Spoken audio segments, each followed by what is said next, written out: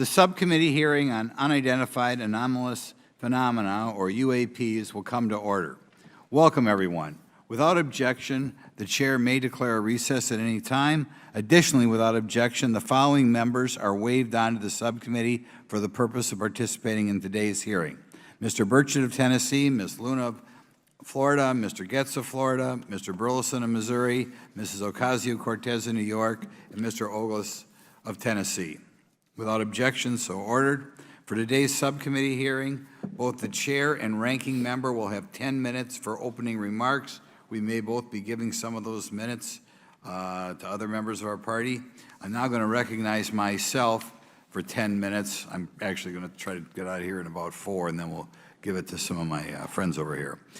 Good morning and welcome to the most exciting subcommittee in Congress this week, the Subcommittee on National Security, the Border, and Foreign Affairs, for discussion of unidentified anomalous phenomenon. I'd like to thank the brave military pilots and personnel, such as the witnesses on the panel today, for sharing their stories on how they've engaged UAPs, which has brought attention to this matter. Curiosity and speculation from all walks of life have generated interest in studying what UAPs are and what threats they may pose.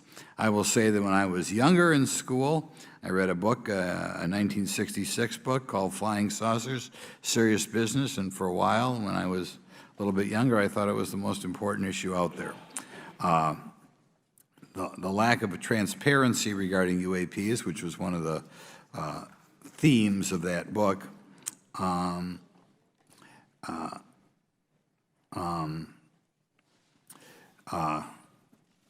in any event, it's led to interest in studying what UAPs are and what threats they pose. The lack of transparency regarding UAPs has fueled wild speculation and debate for decades, eroding public trust in the very institutions that are meant to serve and protect them, as is evidenced by the large number of people we have here.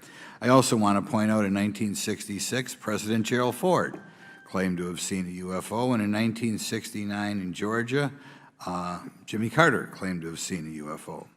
So this has led Congress to establish entities to examine UAPs. The National Defense Authorization Act of 2022 established the All-Domain Anomaly Resolution Office, or AARO, to conduct or to coordinate efforts across the Department of Defense and other federal agencies to detect, identify, and investigate UAPs.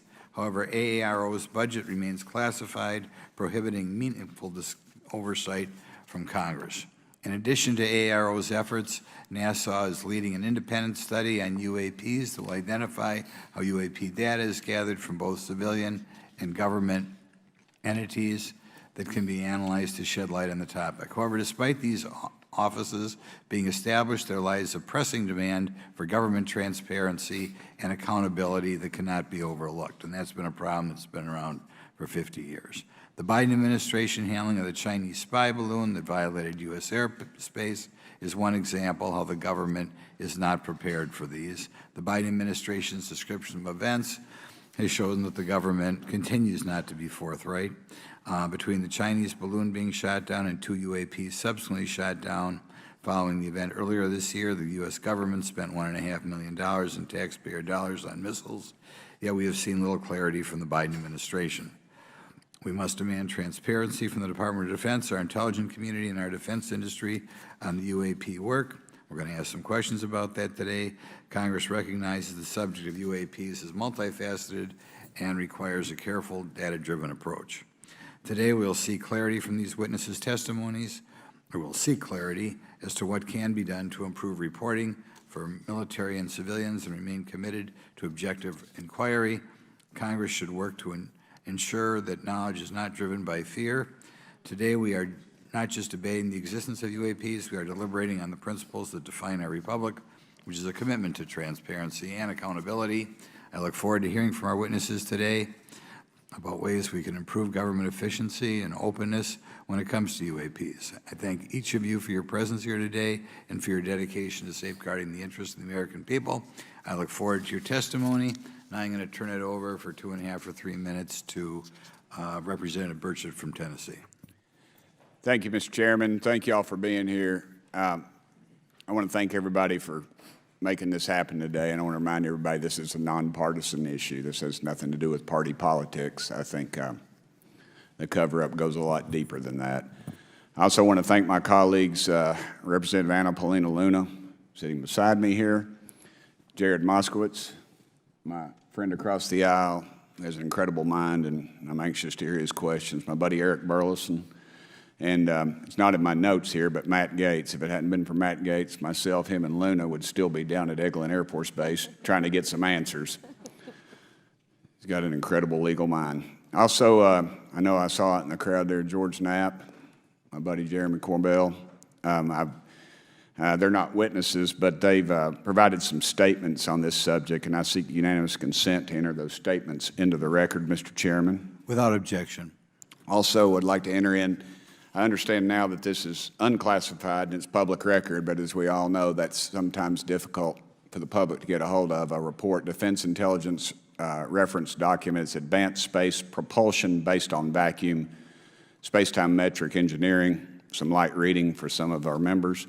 Without objection. Thank you. Mr. Knapp wrote, since 1969, the position of our military has been that UFOs pose no threat to national security and are not worthy of further study. I'd say that's the biggest understatement of the decade. He also goes on to talk about the dismissive attitude. It's at odds with what was revealed in documents, reports, and internal memos. And Mr. Cabral says, as he writes these words, the UFO is emerging as a major topic of global importance. I can state that as a fact. Out there, I met a fellow who came in here all the way from Denmark to be here for this meeting. So this is huge. This is worldwide. I think we suspect what's going on, but I'd also like to thank the members of Congress who have supported our efforts to make this hearing happen. Some have even confided to me that they've had UFO sightings of their own. Those members, of course, some of them wish to remain anonymous, and I'll keep it that way. But also, finally, I'd like to thank these three brave witnesses here. They took an oath. They took an oath to uphold the Constitution of the United States, and dadgummit, they're doing it. And we owe them a debt of gratitude.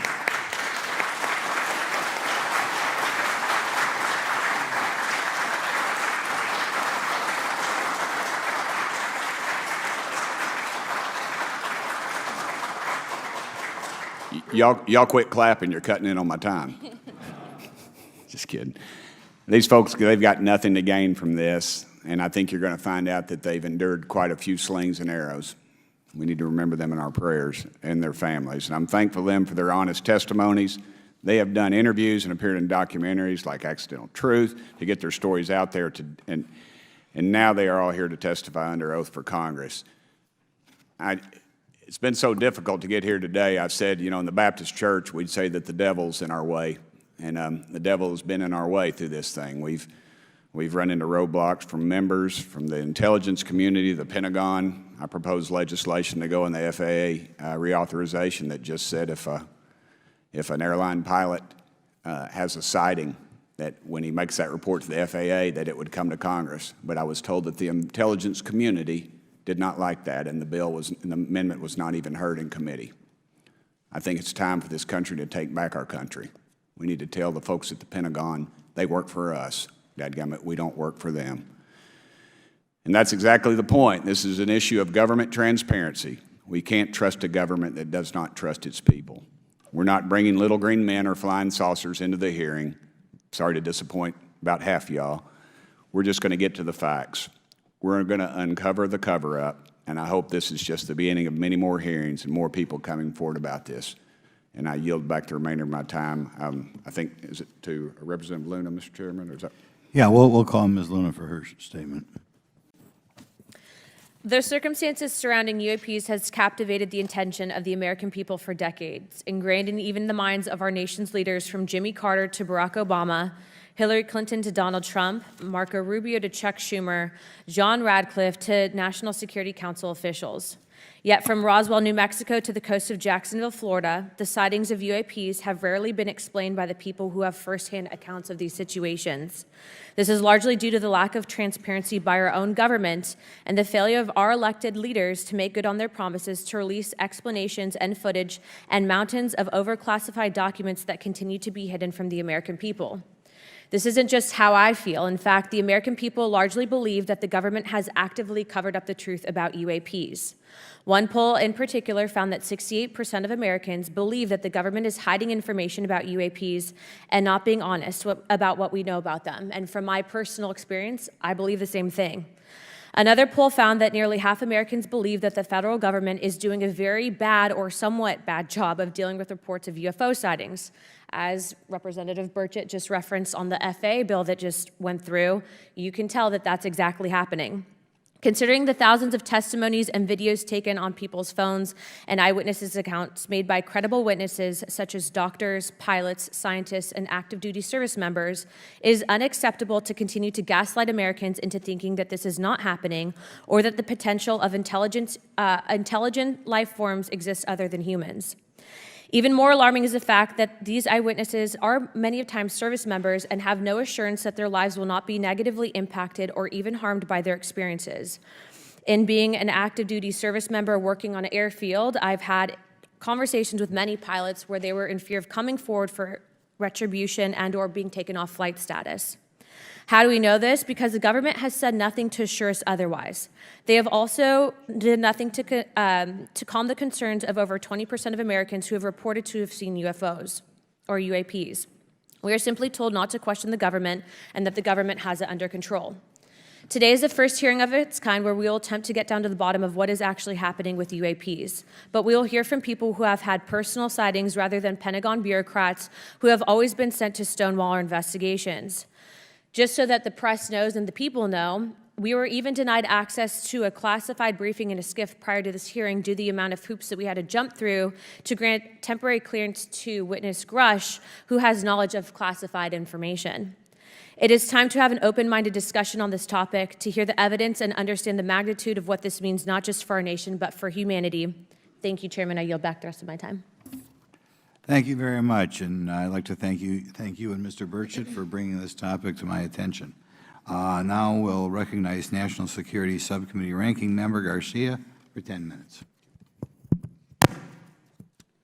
Well, thank you, Mr. Chairman, and I want to thank first our witnesses for joining us today. I want to begin by thanking you all for your service to our country and for sharing your voices today and your courage to be here as well.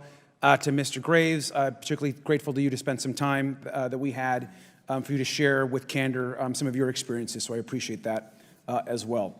I do want to thank all the members of our subcommittee today and also those that are here and have waved on for their incredible interest in this issue, particularly to Congressman Burchett. I know that your leadership has brought us to this place today, and I want to thank you for that, as well as everyone else that's been engaged in this work. I also want to thank the oversight staff, who I know has been working very hard to ensure that today's hearing is serious, that it's transparent, and that it also provides appropriate answers, as our oversight body always demands. Now, it's really important that we're here in a bipartisan way to have this conversation, which really, to the heart of it, is about national security and key to the subcommittee's core purpose. This is the subcommittee on national security of the Oversight Committee.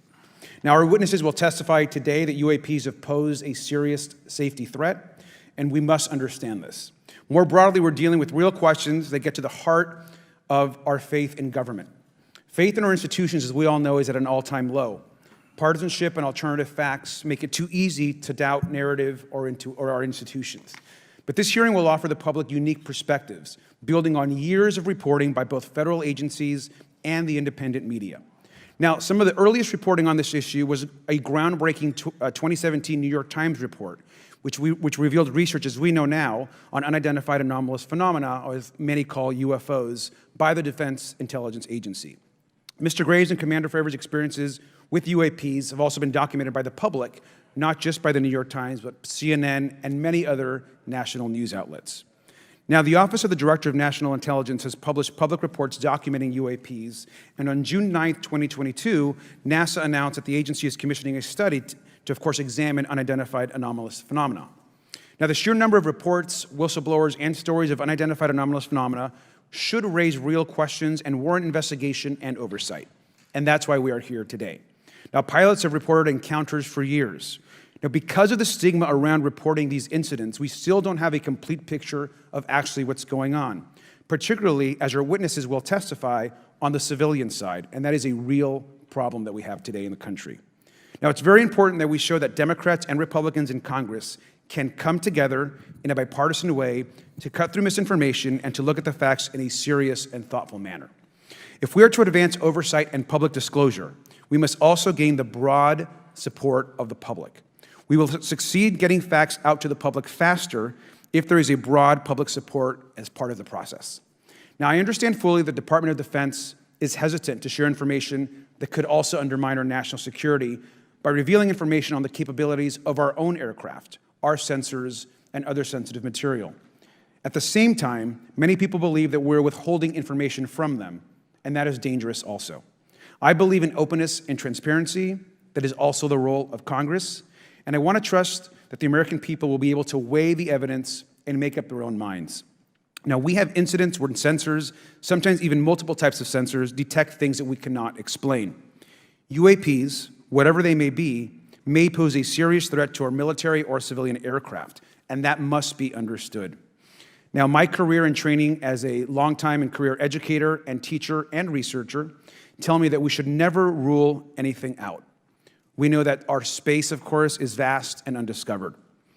I also want to note that Mr. Sean Kirkpatrick, director of the All-Domain Anomaly Resolution Office, the component of the DoD office that investigates UAP data, has testified before the Senate this year that his unit has found no evidence of extraterrestrial activity. NASA has also stated that they don't have evidence of extraterrestrial life either, and we've heard this, of course, from some of our government agencies. And we should remind viewers and witnesses, which I think is really important, that we also cannot share classified information in public settings. But questions, of course, remain that people want to see data and information for themselves. The enormous interest in the hearing today underscores the importance of a fair and open look at the evidence from witnesses who can share their unique perspectives.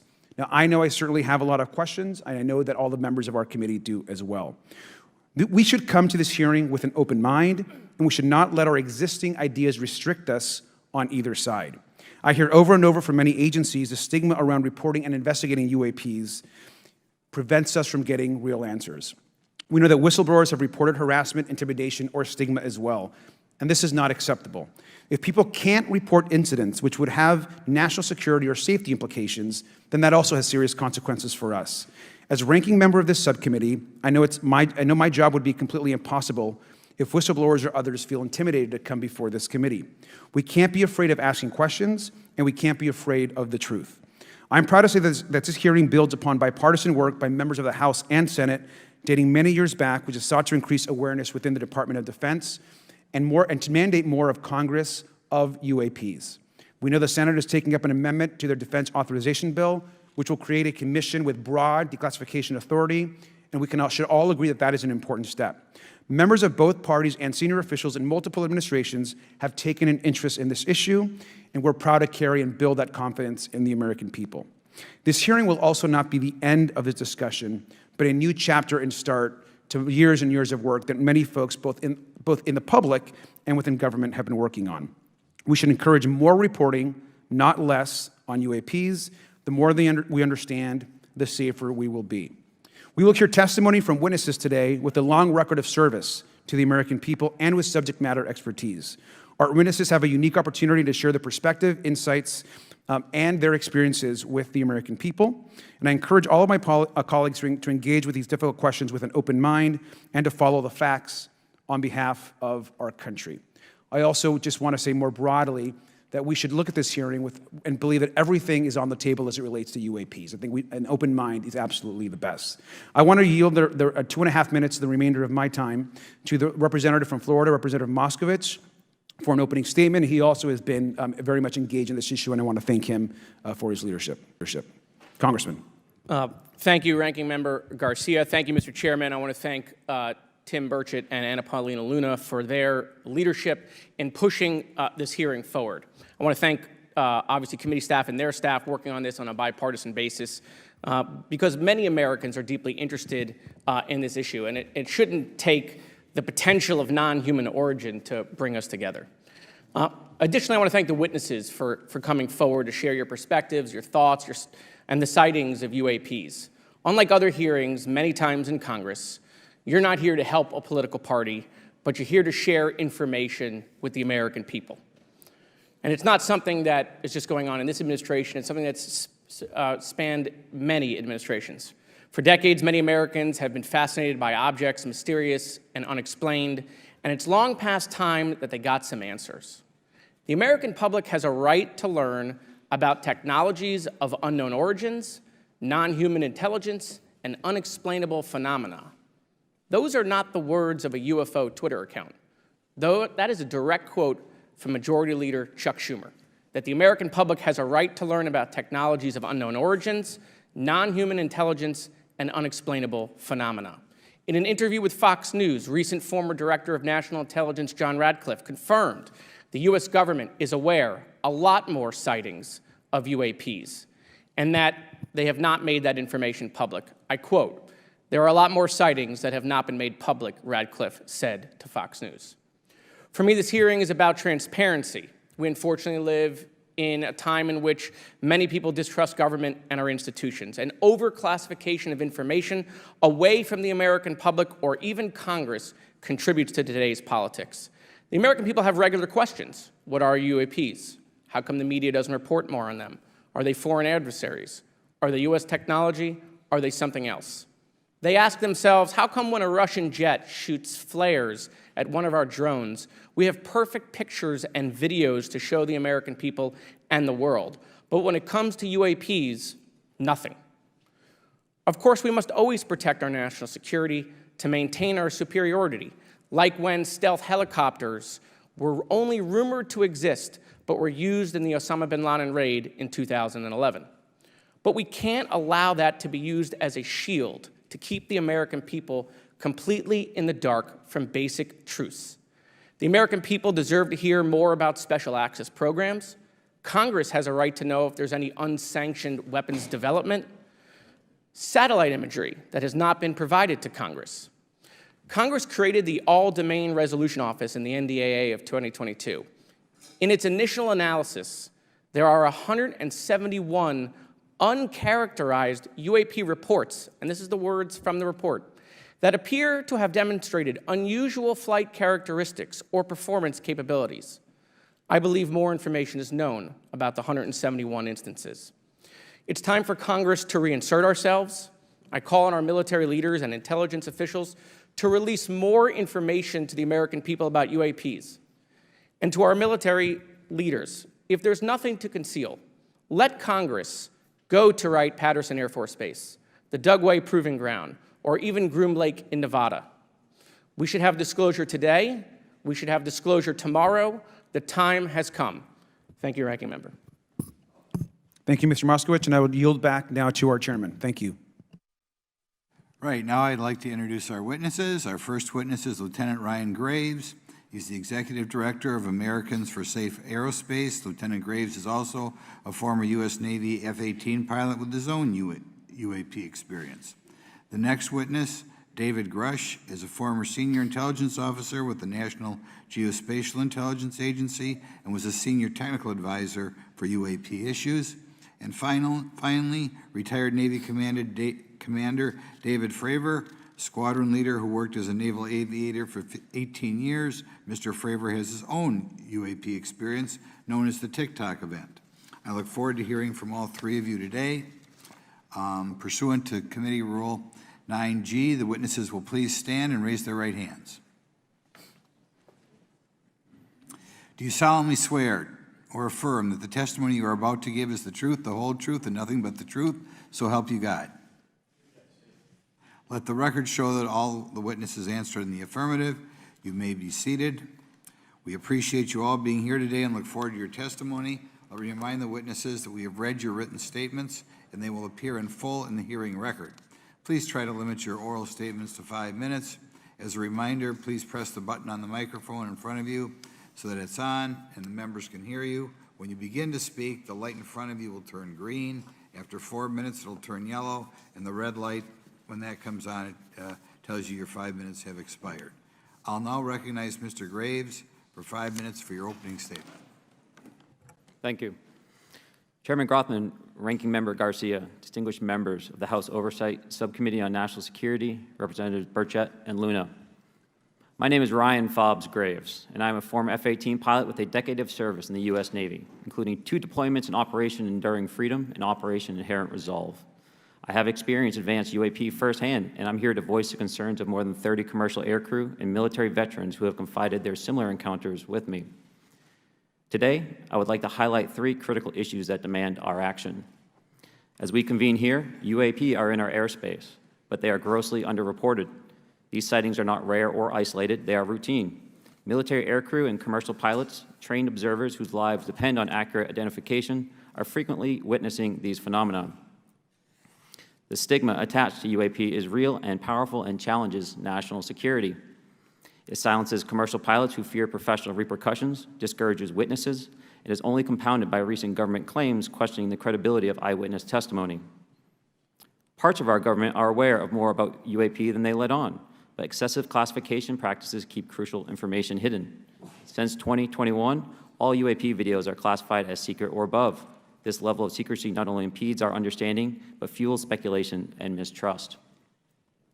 In 2014, I was an F-18 Foxtrot pilot in the Navy Fighter Attack Squadron 11, the Red Rippers, and I was stationed at NAS Oceana in Virginia Beach. After upgrades were made to our jet's radar systems, we began detecting unknown objects operating in our airspace.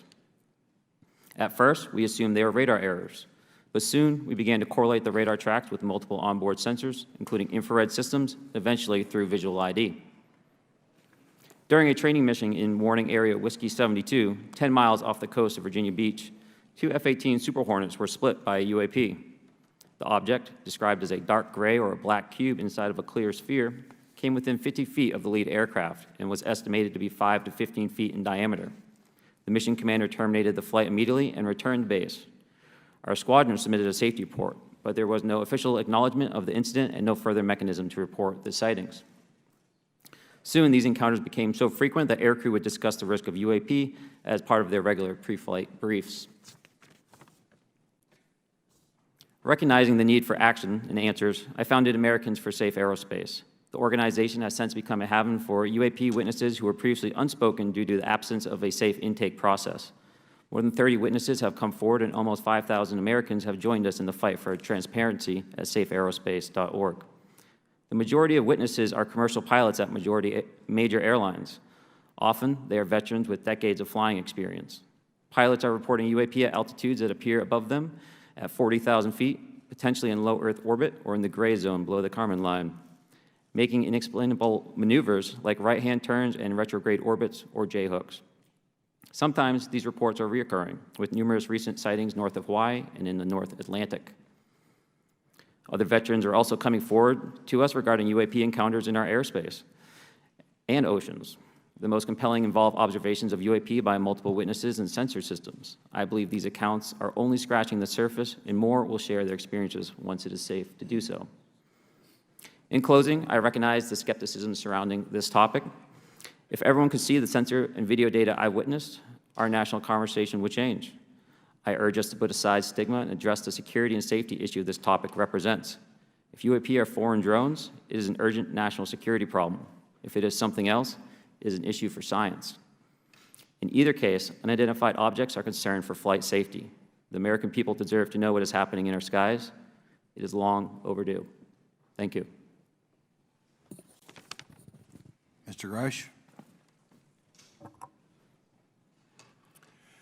Mr. Chairman, ranking members and congressmen, thank you. I'm happy to be here. This is an important issue, and I'm grateful for your time. My name is David Charles Grusch. I was an intelligence officer for 14 years, both in the U.S. Air Force, both active duty, Air National Guard, and Reserve, at the rank of major, and most recently from 2021 to 2023, at the National Geospatial Intelligence Agency, NGA, at the GS-15 civilian level, which is the military equivalent of a full bird colonel.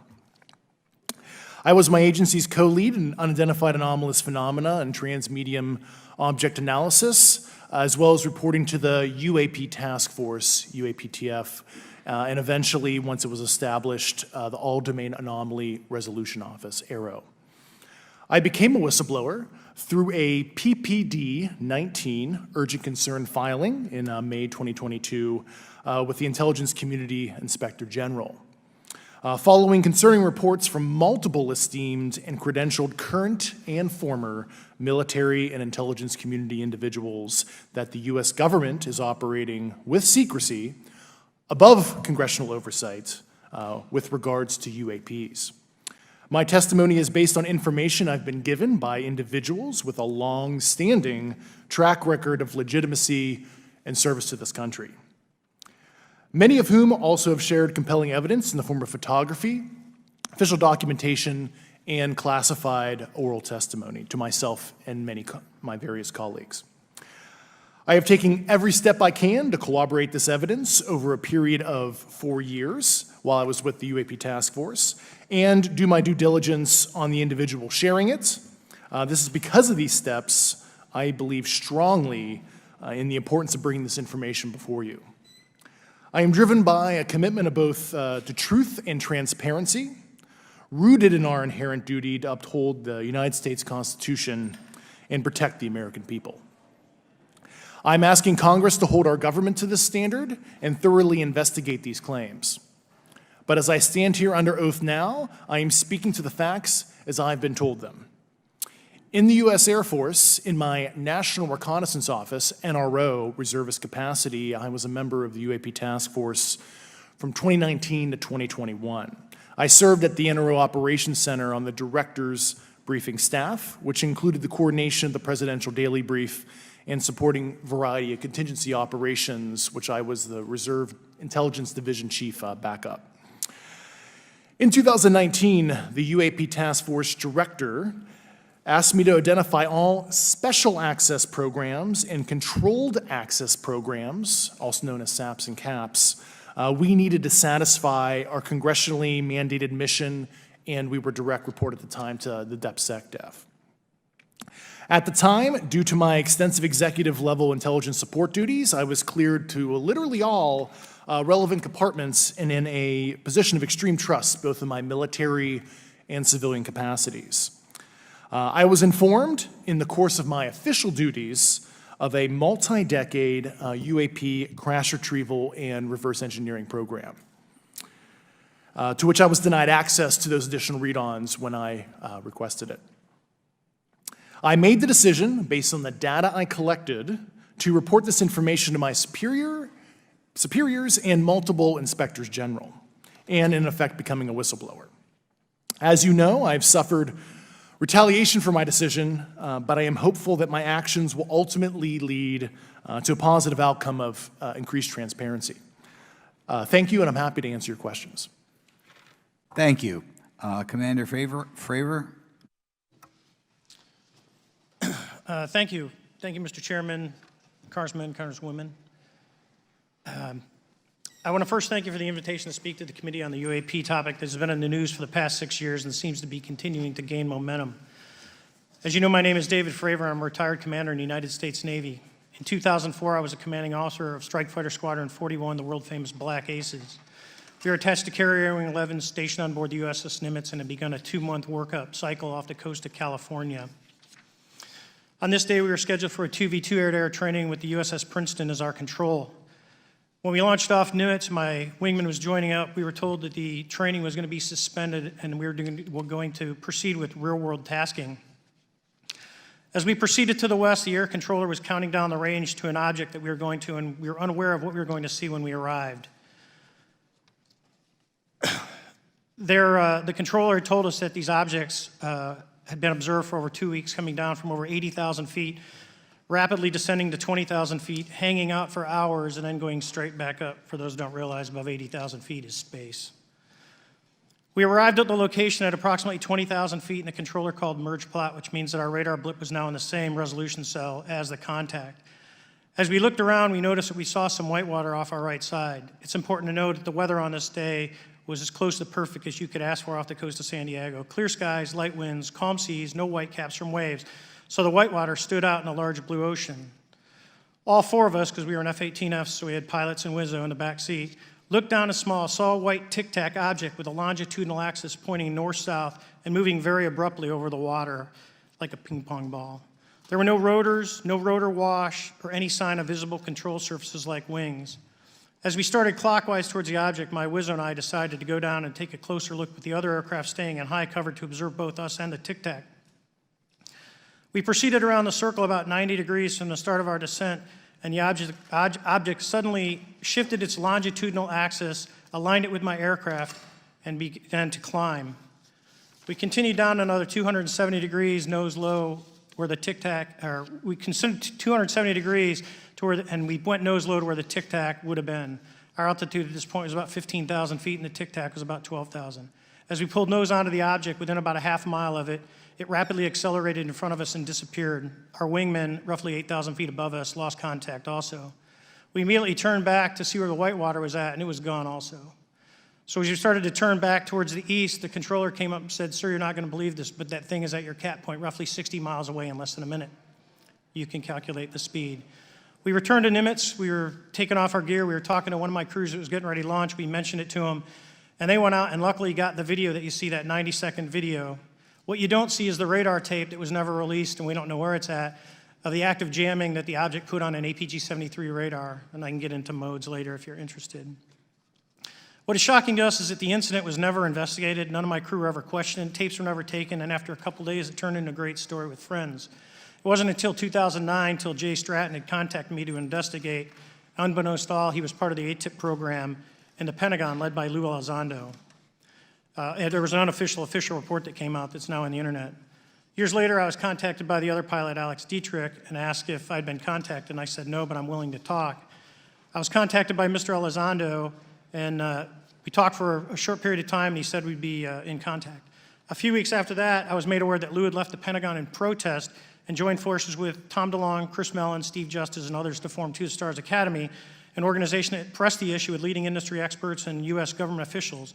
They worked with Leslie Kean, who is present today, Ralph Blumenthal, and Helene Cooper to publish the articles in the New York Times 2017 New York Times, and it removed the stigma on the topic of UFOs, which is why we're here today. Those articles open the door for the government and public that cannot be closed. It has led to an interest from our elected officials who are not focused on little green men, but figuring out where these craft are, where are they from, the technology they possess, how do they operate. It also led to the Whistleblower Protection Act and the NDAA. There are multiple witnesses coming forward to say that have firsthand knowledge, and Mr. Grusch just covered that. What concerns me is that there's no oversight from our elected officials on anything associated with our government processing or working on craft. Believe it not from this world. This issue is not a full public disclosure that could undermine national security, but it is about ensuring that our system of checks and balances works across all work done in the government using taxpayer funds. Relative to government programs, even unacknowledged WAVE programs have some level of oversight by the appropriate committee members in the House and Senate, and this work that is said to be occurring from whistleblower testimonies should not be exempt. In closing, I would like to say that the tic-tac object we engaged in 2004 was far superior to anything that we had on time, have today, or are looking to develop in the next 10 years. If we in fact have programs that possess this technology, it needs to have oversight from those people that the citizens of this great country elected in office to represent what is best for the United States and best for the citizens. I thank you for your time. Thank you very much. Thank you very much. I know it's very difficult for all of you, all you've done in the past to try to illuminate this issue. Call on myself first for some questions. I'm going to start with Mr. Graves. Are pilots that you interact with as part of your organization, do you feel adequately trained and briefed on how to handle encounters with UAPs? No. Right now, military witnesses to UAP have limited options for reporting UAP, but more concerning is that commercial aviation sector has not adapted to the lessons that the military has implemented. The military and Department of Defense has stated that UAP represent a critical aviation safety risk. We have not seen that same language being used in the commercial markets. They are not acknowledging this risk. Okay. What steps do you think you have to be taken to improve a pilot's UAP reporting, be it military or commercial? Right now, we need a system where pilots can report without fear of losing their jobs. There is a fear that the stigma associated with this topic is going to lead to professional repercussions, either through management or perhaps through their yearly physical check. So having a secure system, reducing the stigma, and making this information available through the public is going to reduce the concerns that aircrew have. Could you just give me a little idea of the degree to which reports in the past are not made public right now? Well, I don't think there has been a proper reporting system to gather those reports and thus not report them. So to answer your question, I think there is a dearth of data due to the fact that the reporting has been limited up to this time. Could you tell me why you believe it's, kind of to play the devil's advocate, a reason why some of this stuff should not be available to the public? There's certainly some national security concerns when we use our advanced sensors and our tactical jets to be able to identify these objects. However, there's no reason that the objects themselves would be classified. I would be curious to see how the security classification guideline actually spells out the different nuances of how this topic is classified from the perspective of UAP, not national security. I'll give you a follow-up on that. Assuming that there are reasons why not all this should be made public, this has been around for a long period of time. Can any of the three of you think of any reason why anything related to UAPs, say 15 years and back, should not be immediately made public? I think one of it is acknowledging a vulnerability, both from a collection and I'll just say a countermeasure perspective. So it's that we haven't cracked for many years. Yeah. Even say 20 years back. Is there any reason why, when you go back that far, things shouldn't be made public? Unless it shows a specific national security vulnerability as it relates to a weakness in a particular defense system. Oh, okay, Mr. Fravor, the TikTok incident that you were engaged occurred in 2004. What kind of reporting took place after that incident? None. We had a standard debrief where the backseaters went down to our carrier intel center and briefed what had happened, and that was it. No one else talked to us, and I was in the top 20 in the battle group. No one came. The captain was aware, the admiral was aware, nothing was done. Your commanding officers provide any sort of justification? No, because I was the commanding officer of the squadron, so no. Was this incident the only UAP event that you encountered while you were a pilot? Yes, it was. Okay.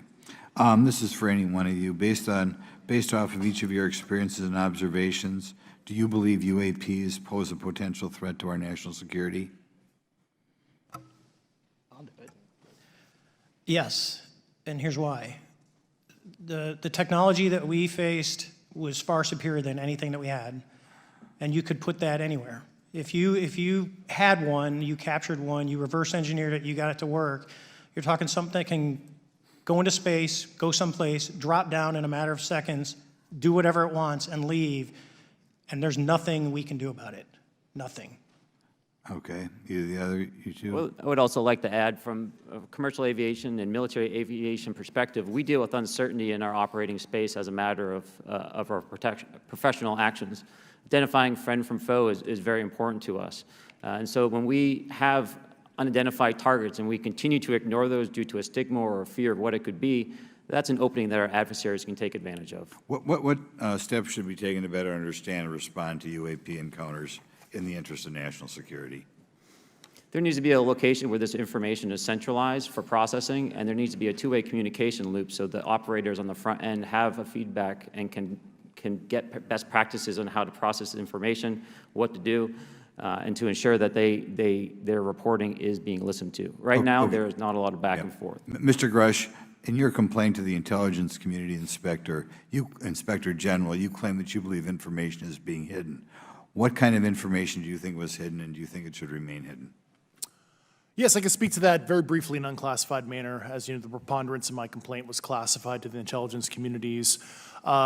Both material acquisition and exploitation activity, also baselining the UAPs but not sharing it with intelligence professionals that are actually doing step briefs to pilots, that kind of information. Yeah. Okay. Thank you very much. Now we'll go to Mr. Garcia. Thank you. Again, thank you all for your service and for testifying today. Want to just talk about the UAPs as it relates to what we're seeing in the pilots' interaction with UAPs. Particularly, Mr. Graves, one of the concerns that for members of this committee is this idea that pilots, there's no system to actually report UAPs and the stigma around pilots. And so can you just briefly, you mentioned that you're working with 30 pilots right now that have had encounters with UAPs, but you've also, I believe, discussed and know of many more pilots. This is just those that you're currently working with. Is that correct? Can you expand on that? Certainly. I'll break that down in two ways. First, when we were first experiencing these objects off the eastern seaboard in the 2014 to 2015 time period, anyone that had upgraded their radar systems were seeing these objects. So there was a large number of my colleagues that were detecting these objects off the eastern seaboard. They were further correlating that information with their other onboard sensors, and many of them also had their own eye sightings as well of these objects. Now, that was our personal first-hand experience at the time. Since then, as I've engaged this topic, others have reached out to me to share their experiences, both on the military side as well as the commercial aviation side. On the military aviation side, veterans that have recently got out have shared their stories and have expressed how the objects we were seeing in 2014, 2015 continued all the way to 2019, 2020, and beyond. And so it became a generational issue for naval aviators on the eastern seaboard. This was something we were briefing to new students. This is something that was included in the notice to airmen to ensure that there was no accidents. And now with commercial aviators, they are reaching out because they're having somewhat similar experiences as our military brothers and sisters, but they do not have any reporting system that they can send us to. And let me just add, both to Mr. Fravor as well as Mr. Graves, not having this system for reporting, would you both agree that it's harmful to not just our national security interests, but to understand this phenomenon of what's happening with UAPs? I think it's actually a travesty that we don't have a system to correlate this and actually investigate. You know, so if you took the East Coast, you know, there's coastal radars out there that monitor our air defense identification zone, so out to 200 miles. They can track these, you know, so when you see them, they could actually go and pull that data and get maneuvering. And instead of just having the airplanes, there's other data sources out there. And I've talked to other government officials on this. So you need a centrally located repository that these reports go to. So if you just stuck it in DOD, you wouldn't get anything out of the Intelligence Committee because they have a tendency not to talk. But if you had a central location where these reports would come in, not just military, but also commercial aviation, because there's a lot of that going on, especially if you talk to anyone that flies from here to Hawaii, over the Pacific, they see odd lights. So I think you need to develop something that allows you a central point to collect the data in order to investigate. Mr. Graves? I would concur with everything Mr. Fravor said. I'll continue to say that the commercial pilots that have reached out to me through Americans for Safe Aerospace are doing so because they don't feel there's another way for them to report this safety issue. And I think one of the clear outcomes of this hearing already is that there has to be a safe and transparent reporting process for pilots, both on the commercial side and the military side, to be able to report UAPs in a way that's also transparent, but also understands the scope of our national security interests and what may be classified or not. But I think there has to be some sort of system, and so that's something that I hope can be an outcome that this committee can work on. Is there anything else for the two of you briefly beyond this reporting system that you think that we can do as a government to encourage and facilitate more civilian reporting? I think we're doing it right now.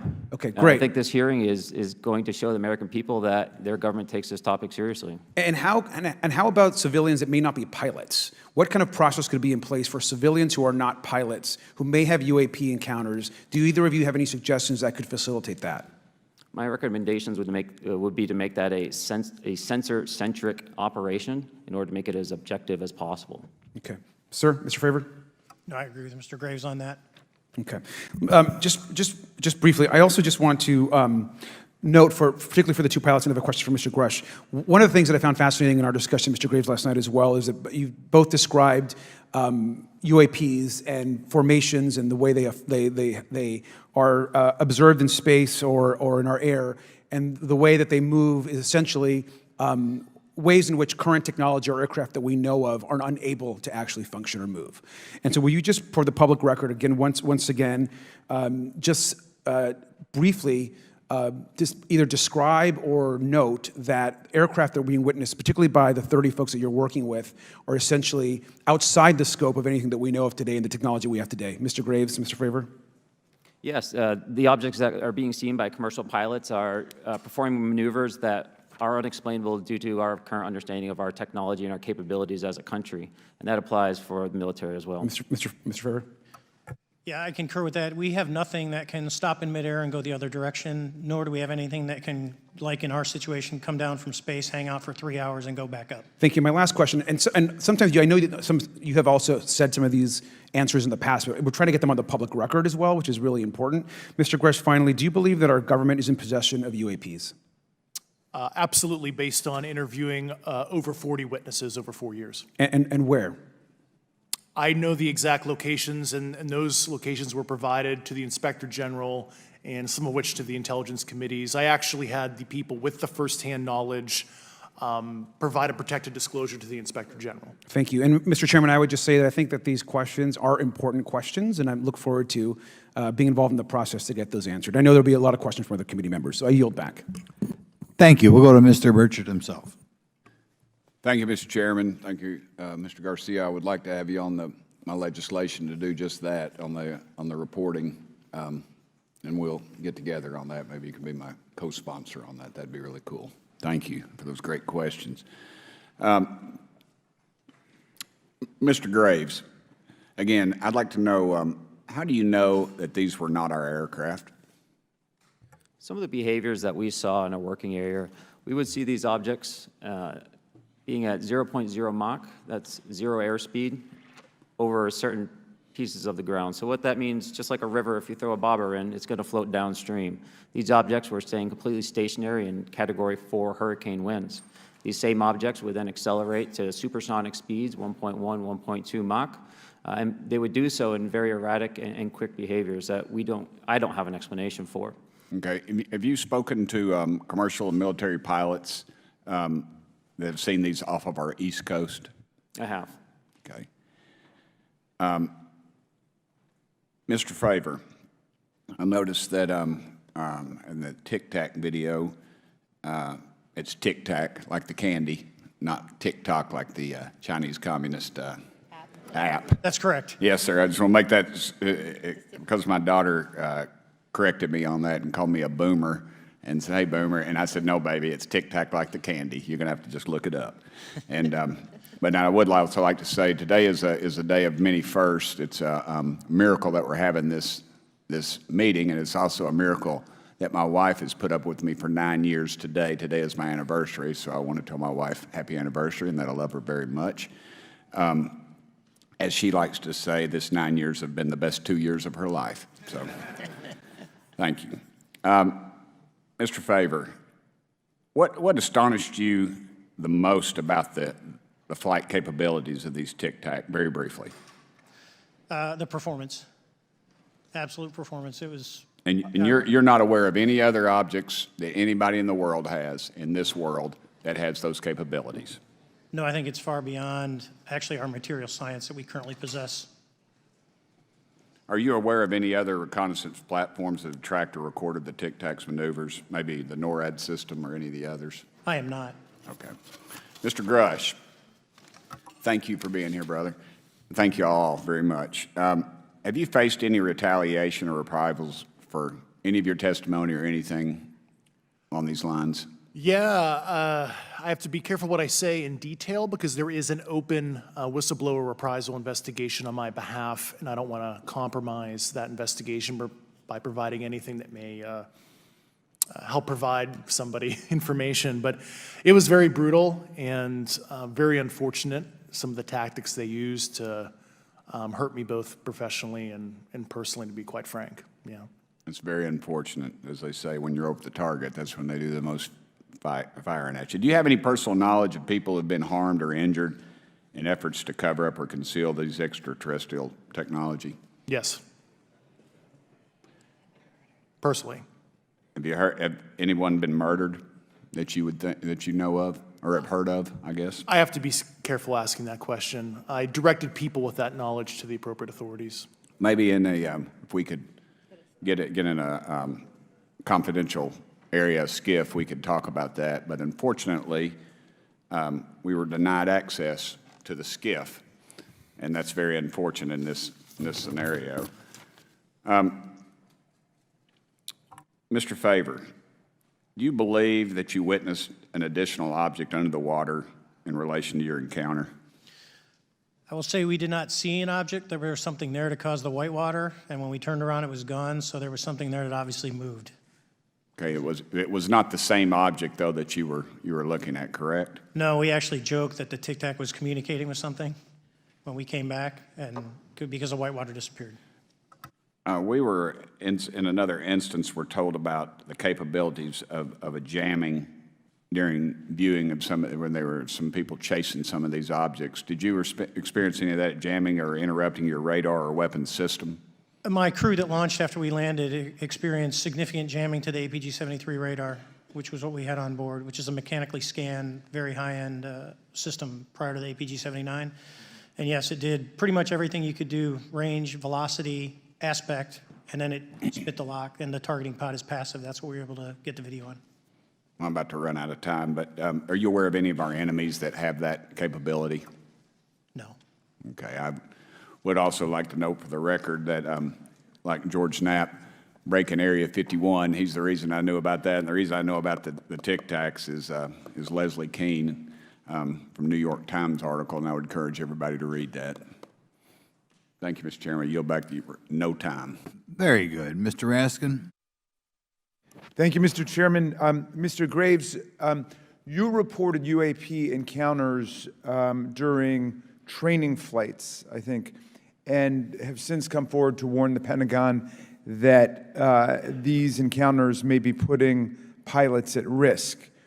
My first question is, you've identified these as taking place on the East Coast. Is it just on the East Coast where these encounters have been reported? No. Since the events initially occurred, I've learned that the objects have been detected essentially where all operations, Navy operations, are being conducted across the world. And that's from the Ultimate Anomaly Resolutions Office reporting. All right. Can you describe your experience after you decided to come forward and go public with your experience? Certainly. Like many others, in 2017, I saw the New York Times article come out as well. And for me, it was special because I recognized the voices on the video. I recognized the video itself. I had seen it when it was taken. I seen it when it was debriefed. And so that was kind of shook me because I realized that this problem was still ongoing. And so I reached out to colleagues back on the East Coast and realized that this was still a safety risk that they were dealing with, that they had essentially hit a wall with how they could move forward on this conversation. It was at that point when I decided to try to move the conversation forward myself. Are there common characteristics to the UAPs that have been cited by different pilots, and can you describe what the convergence of descriptions is? Certainly. We were primarily seeing dark gray or black cubes inside of a clear sphere. I'm sorry, dark gray or black cubes? Yes, inside of a clear sphere, where the apex or tips of the cube were touching the inside of that sphere. And that was primarily what was being reported when we were able to gain a visual tally of these objects. And that occurred over almost 8 years. And as far as I know, it's still occurring. I take it that you're arguing what we need is real transparency in a reporting system so we can get some clarity on what's going on out there, because there are many pilots in your situation, but we should have a way of developing a systematic inventory of all of such encounters. Is that right? Yes, and I think we need both transparency and the reporting. We have the reporting, but we need to make sure that information can be promulgated to commercial aviation as well as the rest of the populace. Mr. Grusch, what about you? What was your experience after you came forward? Well, it's only been about 2 months or so I guess my experience has been overwhelming support from former colleagues of mine that have privately messaged me, and I do appreciate that. But I do have knowledge of active planned reprisal activity against myself and other colleagues, and it's very, very upsetting to me. Coming from where? Certain senior leadership at previous agencies I was associated with. And that's all I'll say publicly, but I can provide more details in a closed environment. Okay. Well, I hope you understand that there would be bipartisan rejection of any attempt to vilify, demonize, or engage in other reprisals against our witnesses and people who are telling the truth from their perspective. Yeah, there were certain colleagues of mine that were brutally administratively attacked, and it actually makes me very upset as a leader to see that happen to other coworkers and actually superiors of mine over the last 3 years. How do you account for that response? That seems like a bizarre response. I call it administrative terrorism. That's their quiver, their tool in the toolbox to silence people, especially the career government service cares about their career, cares about their clearance, their reputation to climb the ladder. And when you threaten that float, career path, a lot of people back off. But I'm here to represent those people, so. Mr. Fravor, what about you? What has your experience been since you've come forward with your perspective on this? Actually, I've been treated very well. And the 6 people that were involved, myself included, all of them have or will be retiring from the military as 05s or 06s. And all my friends that are very senior, 3 and 4 stars, I've talked to them. They believe, they understand there's a problem. But no, I was actually treated really well. And what is your general interpretation of these phenomena, or what is your current thinking of trying to make sense of them? Well, I'll say, I'm not like a UFO fanatic. It's not me. But I will tell you that what we saw with 4 sets of eyes over a 5-minute period, still, there's nothing, we have nothing close to it. It was amazing to see. I told my buddy I wanted to fly it, but yeah, it's just an incredible technology. All right, Mr. Chairman, thank you very much. I'll yield back to you. Thanks. On to Ms. Luna. Mr. Grusch, in speaking to you yesterday, I just wanted to follow up on Representative Raskin's questions. In the last couple of years, have you had incidences that have caused you to be in fear for your life for addressing these issues? Yes, personally. Okay. Yeah. I just want everyone to note that he's coming forward in fear of his life. To put in perspective, if they were really not scared about this information coming out, why would someone be intimidated like that? To your knowledge, are NHIs working with adversarial foreign governments in either technology exchange programs or back engineering programs? I don't have data on that. I'm not sure. Have you heard or you had people come forward to present that evidence? Not that particular evidence that you just espoused. Okay, on the 19th of April, Dr. Kirkpatrick, head of AERO, had said that he did not find any evidence of UAPs. You also stated that you had, in your interview, that you had briefed him on information that you were uncovering, but that he did not follow up with you. Were the items that you divulged to him pertinent to national security? Yes, him and I had a classified conversation in April 2022 before he took over AERO in July 2022, and I provided him some concerns I had. Do you know why he might not have followed up with you? Unfortunately, I cannot read his mind. I wish he did. I was happy to give sage counsel to him on where to look when he took the helm of AERO. Okay, and then my last question for you before I move to Mr. Graves is you received prior approval from the Defense Department to speak on certain issues, correct? Correct, through DOPSR, DoD Pre-Publication and Security Review, and I just want to remind the public, they're just looking from a security perspective. These are my own personal views and opinions, not the department's. Okay, I'm asking that though mainly because I think that there are many people that would like to discredit you, so it does bring a certain amount of credibility to your testimony. I'm required by law to do that as a former intelligence officer, or I go to jail for revealing classified information. Yeah, we don't want you to go to jail. My next question would actually be for Mr. Graves. Can you please explain to me in detail the event that occurred at Vandenberg Air Force Base? Certainly. In the 2003 timeframe, a large group of Boeing contractors were operating near one of the launch facilities at Vandenberg Air Force Base when they observed a very large 100-yard-sided red square approach the base from the ocean and hover at low altitude over one of the launch facilities. This object remained for about 45 seconds or so before darting off over the mountains. There was a similar event within 24 hours later in the evening. This was a morning event, I believe 8:45 in the morning. Later in the evening, post-sunset, there were reports of other sightings on base, including some aggressive behaviors. These objects were approaching some of the security guards at rapid speeds before darting off. And this is information that was received through one of the witnesses that have approached me at Americans for Safe Aerospace. Was this documented in any official form, whether it was a police blotter? Yes, they had official documentation and records from the event that the witness held over the years. And I'm not going to ask you to do it right now for time reasons, but you would be able to sketch what was witnessed, correct? And have you seen that before on any other equipment and/or during your flight time? I have not seen what they've described. This object was estimated to be almost the size of a football field. and I have not seen anything personally that large. Okay, and then another question on follow-up referencing the gimbal video go fast incident.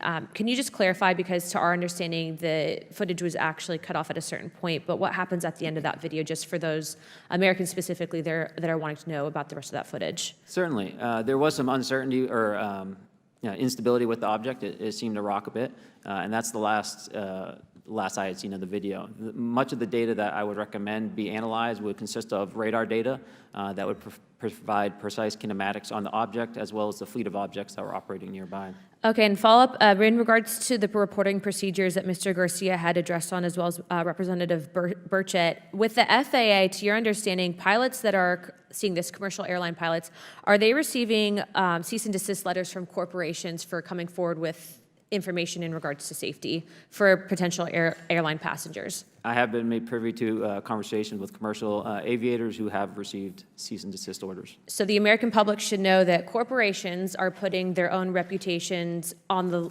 basic, not the line, but ahead of the safety of the American people. And I think, would you agree with that statement? It appears so. Okay. And I guess this would be my last, I'm out of time.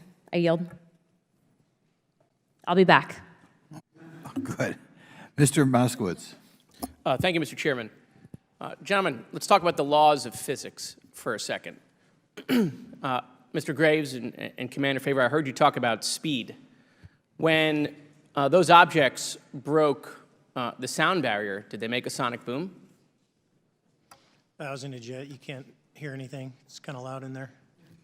Yeah, you're not able to actually personally tell within the vehicle. I will say the objects that we were seeing, they were spherical, and they were observed up to Mach 2, which is a very non-aerodynamic shape. What about G-forces? Let's talk about G-forces of those vehicles. Could a human survive those G-forces with known technology today? No. No, not for the acceleration rates that we observed. Okay. What about what they look like? How close did you get? Did you see a seam or a rivet or a section? And what I mean is, obviously, the jets you're flying have all those things. Did these objects have those? Do you want to go, Ryan? I didn't have the detail to be able to tell that. So we got within a half mile of Tic Tac, which people say that's pretty far, but in airplanes, that's actually relatively close. No, it was perfectly white, smooth, no windows, although when we did take the original FLIR video that is out there, when you put it on a big screen, it actually had two little objects that came out of the bottom of it. But other than that, no windows, no seams, no nothing. Mr. Grusch, as a result of your previous government work, have you met with people with direct knowledge or have direct knowledge yourself of non-human origin craft? Yes, I personally interviewed those individuals. Mr. Grusch, as a result of your previous government work, have you met with people with direct knowledge or have direct knowledge yourself about ATs, advanced technologies that the U.S. government has? Based on conventional advanced tech, I was briefed to the preponderance of the Defense Department's both space and aerospace compartmented programs, yeah. Do you have knowledge or do you have reason to believe that there are programs in the advanced tech space that are unsanctioned? Yes, I do. Okay. Yeah. And when you say that they're above congressional oversight, what do you mean? Complicated question. So there's, some, I would call it abuse here. So congressional oversight of conventional special access programs, so I'll use Title 10, so DOD as an example, right? So 10 U.S. Code Section 119 discusses congressional oversight of SAPs, discusses the DepSecDef's ability to waive congressional reporting. However, the Gang of Eight is at least supposed to be notified if a waived or waive bigoted unacknowledged SAP is created, and that's public law. Well, so that how does, I mean, I don't want to cut you off, but Yeah. how does a program like that get funded? I will give you generalities. I can get very specific in a closed session, but misappropriation of funds and Does that mean self-fund. that there is money in the budget that is said to go to a program, but it doesn't, and it goes to something else? Yes, I have specific knowledge of that. Yep. Do you think U.S. corporations are overcharging for certain tech they're selling to the U.S. government, and that additional money is going to programs? Correct, through something called IRAD. Okay. Satellite imagery. Let's talk about satellite imagery. We have satellites all over the place, some that we're aware of and many that we're not aware of, right? We're taking pictures of everything at every point and second. Mr. Grusch, are you aware, do you have direct knowledge, or have you talked to people with direct knowledge that there are satellite imagery of these events? That was one of my primary tasks at NGA, since we process, exploit, and disseminate that kind of information. I've seen multiple cases, some of which, to my understanding, and of course, I left NGA in April, so that's my information cutoff date. But I personally reviewed both what we call overhead collection and from other strategic and tactical platforms that I could not even explain prosaically. And I have a degree in physics, by the way, as well. And I am aware that you guys have not seen these reports, unfortunately. And I don't know why. Do you have direct knowledge, or you had spoken to people with direct knowledge that this imagery applies to crash sites, crash imagery? I can't discuss that in an open session. Okay. Do you have any information that the U.S. government is involved in a disinformation campaign to deny the existence of certain UAPs? I can't go beyond what I've already stated publicly in my News Nation interview because it touches other sensitivities. Okay. I'll yield the balance of my time back. Thank you, Mr. Chairman.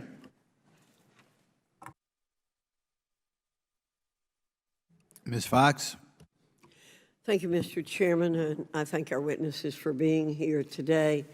Mr. Grusch, in your sworn testimony, you state that the United States government has retrieved supposedly extraterrestrial spacecraft and other UAP-related artifacts. You go so far as to state that the U.S. is in possession of, quote, non-human spacecraft, end quote, and that some of these artifacts have circulated with defense contractors. Several other former military and intelligence officials have come forward with similar allegations, albeit in non-public settings. However, Dr. Sean Kirkpatrick, the director of AARO, previously testified before Congress that there has been, and I quote, no credible evidence thus far of extraterrestrial activity or of, quote, off-world technology brought to the attention of the office. To your knowledge, is that statement correct? It's not accurate. I believe Dr. Kirkpatrick mentioned he had about 30 individuals that have come to AARO thus far. A few of those individuals have also come to AARO that I also interviewed, Okay. and I know what they provided Dr. Kirkpatrick and their team. Okay. I was able to evaluate Okay, that information. I need to go on.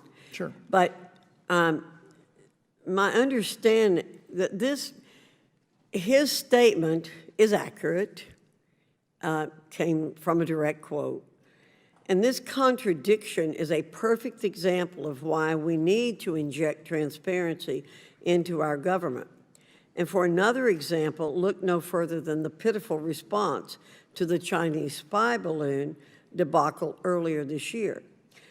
You may remember the mass confusion that ensued when the balloon was first spotted over Montana, 4 days after it first entered U.S. airspace over Alaska. The Biden administration's initial inability to address the object grew into a continuous series of embarrassments. After news of the balloon reached the mainstream media, we were assured that the balloon posed no threat to our security.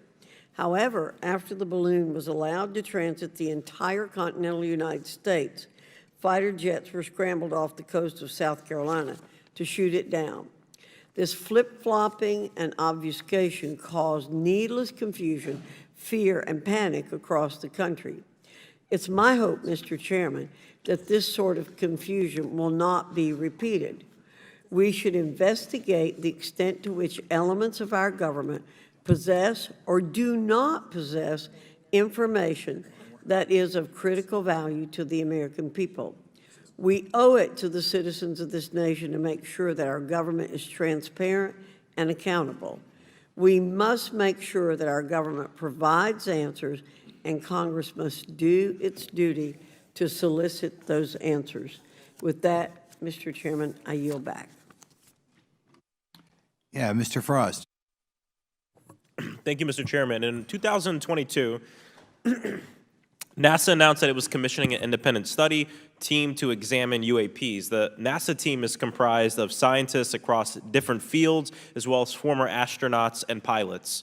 In May, the independent study team held its first public meeting, which included the perspectives from NASA senior leaders, as well as perspectives from the Department of Defense and intelligence agencies. The NASA study team is also expected to release its first report pretty soon, and I think it's safe to say that we all eagerly await its results. Mr. Graves, how might NASA's research influence the commercial industry regarding safety in UAP? I think NASA has a big role to play as far as commercial aviation safety, and it's one of their original charges as an organization.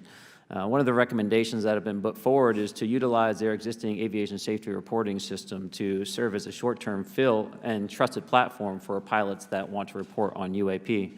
It also has built-in analytics capability and is funded by Congress. Gotcha. And also, Mr. Graves, are there any other industries that may be influenced by the NASA research on UAPs? And if so, how so? Well, I think there is a large swath of commercial capabilities that could be brought to bear on this topic, from space-based or ground-based sensor systems that are available open source or through commercial marketplaces. And I think NASA's work, as they work to identify and highlight specific parameters that can be found, we can take that information and promulgate this through the public sector so that we can have a more open conversation about what we're seeing. You know, in 2020, the Department of Defense released several videos of UAPs, including Mr. Fravor's experience, U.S. Navy pilots that recorded footage. In 2021, the Office of the Director of National Intelligence released a preliminary report on UAP events. NASA Administrator Bill Nelson stated that NASA would begin to investigate these events. In fact, I sit on Science, Space, and Technology Committee, and when we were doing a hearing with the NASA Administrator Bill Nelson, I asked, why NASA needed to be fully funded, and there were many great reasons, but one of them was actually had to do with UAPs. He actually mentioned, is there life out there? I don't know. And so either way, these actions ultimately led NASA to assemble the independent study team that I mentioned earlier. Also in 2021, Harvard University stood up the Galileo project to research and examine the origins of UAP. So it seems like both, from NASA and in the higher education community, because of the work that y'all have done and people standing up, I think we're seeing some of that stigma slowly going away. Mr. Fravor, do you believe that military pilots feeling empowered to share their UAP experiences has directly impacted the scientific community's research goals on this topic? I would say yes. I would say that, starting in 2017, when it actually came out, it took that stigma away. I mean, I've talked to multiple senators who said prior to that, if you'd have mentioned UAP, you'd have been laughed off the hill. And now we're sitting here today for a public testimony on what's actually going on. I'm hoping that this curve will be more of an exponential, and we'll get more and more transparent to the level that we can. Yeah, and I mean, it's important. I couldn't imagine, I'm not a pilot, but I used to fly gliders in Civil Air Patrol. Huh? Yeah, Pilot? I mean, and so either way, I mean, I couldn't imagine, being in the glider and seeing something, and then not feeling like I had the agency to talk about it. Mr. Graves, can you discuss the importance of seeking scientists to sit on your advisory board? Absolutely. I think ultimately this is going to be a scientific problem. And not only that, it's also an engineering problem. I've been working with the American Institute of Aeronautics and Astronautics to help them stand up a UAP integration committee to help integrate their engineering prowess into this problem. And so, yes, very much, I think this is an engineering and scientific problem as much as a national security problem. And how might Congress help to facilitate partnerships between the scientific community and the UAP focus groups within government? Well, I think one of the things they can do is to have these types of hearings to communicate to the public that this is a topic of interest. I think that there is a pseudo-market, if you will, of interested capabilities and talent that want to approach this topic, and we're seeing that start to grow now. So I think continued conversation, reduction of stigma is going to allow that to flourish and allow answers to help generate themselves. 100%. Well, thank you all for being here, and thank you for your work. I think it's important that we keep our top scientific minds focused on this issue and look for ways to increase collaboration. Thank you so much. I yield back. Mr. Comer. Thank you, Mr. Chairman. Let me say I want to thank you for having this hearing, and I want to thank Mr. Burchett and Ms. Luna for leading this hearing. And with that, I yield my 5 minutes to Mr. Burchett. Thank you, Mr. Chairman. I'm going to direct this, I believe, to Mr. Grusch, but if any of you all feel like you need to jump in, just jump right in. We're good. Has the U.S. government become aware of actual evidence of extraterrestrial, otherwise unexplained forms of intelligence? And if so, when do you think this first occurred? I like to use the term non-human. I don't like to denote origin. Keeps the aperture open, both scientifically. Certainly, like I've discussed publicly previously, 1930s. Okay. Can you give me the names and titles of the people with direct firsthand knowledge and access to some of this crash retrieval, some of these crash retrieval programs, and maybe which facilities, military bases that the recovered material would be in? And I know a lot of Congress talked about we're going to go to Area 51, and and there's nothing there anymore anyway. It's just and we move like a glacier. And as soon as we announce it, I'm sure the moving vans would pull up. But please. I can't discuss that publicly, but I did provide that information both to the Intel committees and the Inspector General. And we could get that in the SCIF if we were allowed to get in a SCIF with you. Would that be probably what you would think? Sure, if you had the appropriate accesses, yeah. What special access programs cover this information, and how is it possible that they have evaded oversight for so long? I do know the names. Once again, I can't discuss that publicly and how they've evaded oversight. In a closed setting, I can tell you the specific tradecraft used. All right. When do you think those programs began, and who authorized them? I do know a lot of that information, but that's something I can't discuss publicly because of sensitive. All right. If any of y'all want to jump in on any of this, you're more than welcome to. What level of security clearance is required to fully access these programs? Well, anybody who has... and I say that because myself, Representative Gates, and Representative Luna were basically turned away at one point at Eglin. So please go right ahead. Certainly difference between member access and, say, somebody like me, but anybody who has a TSSCI clearance and meets the eligibility criteria, the access adjudicative authority should be able to grant you access. Mr. Burchett, if you'll yield, so just to put a fine point on that, there's nothing that you're aware of that's above special access program classification. It's a misnomer that there's anything actually above top secret. Executive Order 13526 delineates the classification levels. Right, but I draw a point on that because we can have access to those programs, and so the notion that we're not being given that access sort of defies our typical muscle memory here in Congress. Thank you, Mr. Burchett. I'll yield back to you. Thank you, Mr. Gates. Along those lines, Title 10, you may not know this or not, but Title 10 and Title 50 authorization, they seem to say they're inefficient. So who gets to decide this, in your opinion, in the past? It's a group of career senior executive officials. Okay, are they government officials? Both in and out. Do what? Both in and out of government, and that's about as far as I can go there. Yeah. All right, well, that leads to my next question. Which private corporations are directly involved in this program?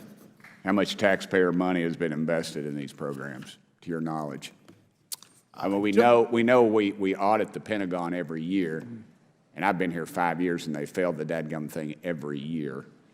They lose over $1 billion a year, we think, and I was told the Department of Defense maybe 60% of their assets are unaccounted for, whatever the heck that means. In the public sector, you go to jail for that kind of crap. So tell me. Yeah, I know when I'm $1 off of my DTS travel voucher, I get hammered, but it seems like it doesn't work the other way, If you right? sell over if you sell over $600 worth of stuff on eBay, now you get a call from the IRS. So please, what corporations? Yeah, I don't know the specific metrics towards the end of your question. The specific corporations I did provide to the committees in specific divisions, and I spent 11 and a half hours with both Intel committees. So. Okay, has there been an active U.S. government disinformation campaign to deny the existence of unidentified aerial phenomena, and if so, why? I can't go beyond what I've already espoused publicly about that.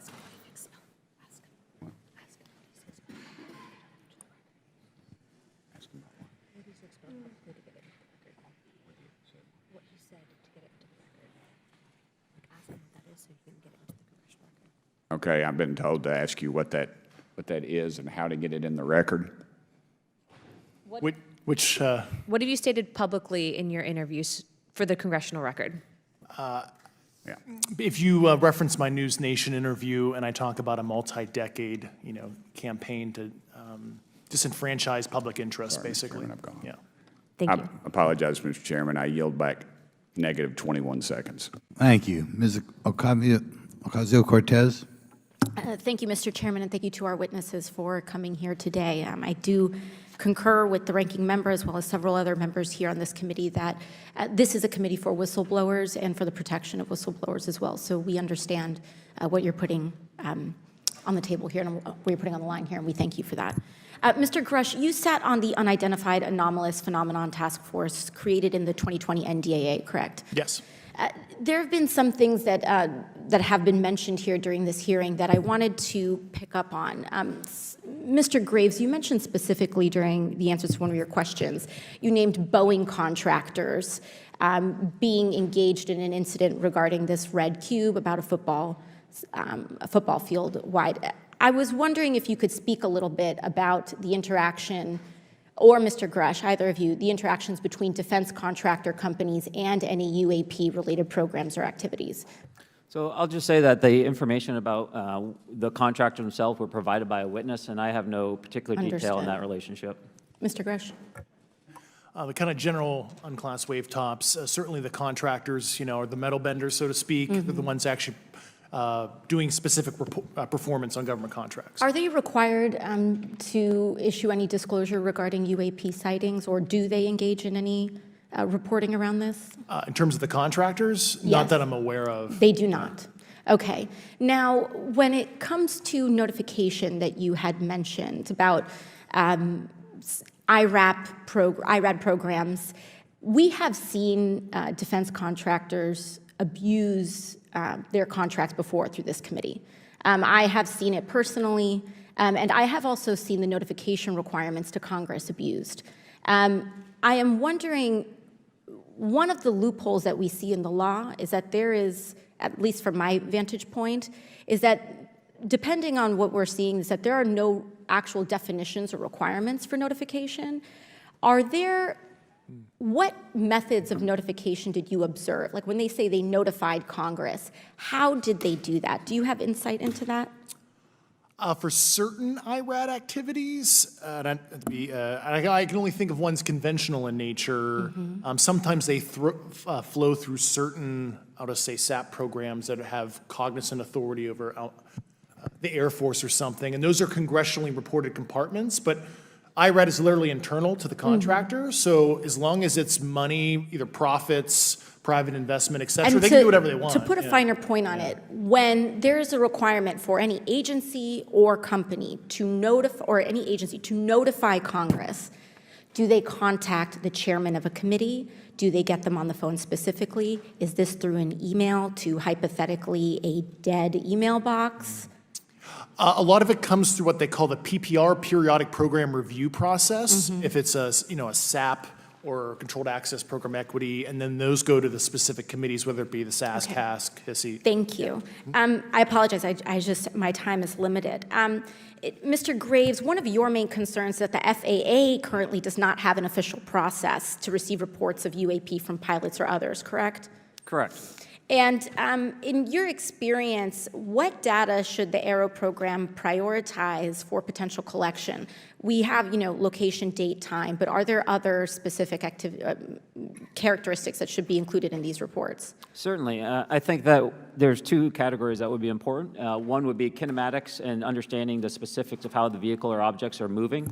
And the second would be a more zoomed out approach of being able to look at origin and destination before the incident, as well as getting a better contextual understanding of how these objects are interacting with each other. Thank you. Now, because I only have a minute left, I apologize, we only have 5 minutes today, but for the record, if you were me, where would you look? Titles, programs, departments, regions, if you could just name anything. And I put that as an open question to the three of you. I'd be happy to give you that in a closed environment. I can tell you specifically. Thank you. Commander Fravor?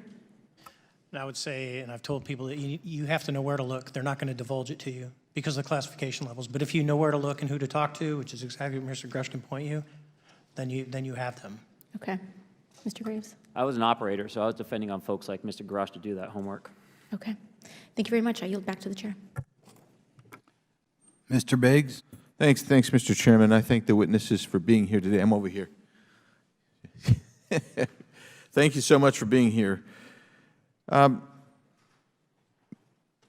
want to get into specifics here, and the reason I'm going to go this way is because you've talked a bit about what I would call misdirection by official U.S. government with regard to UAPs, right?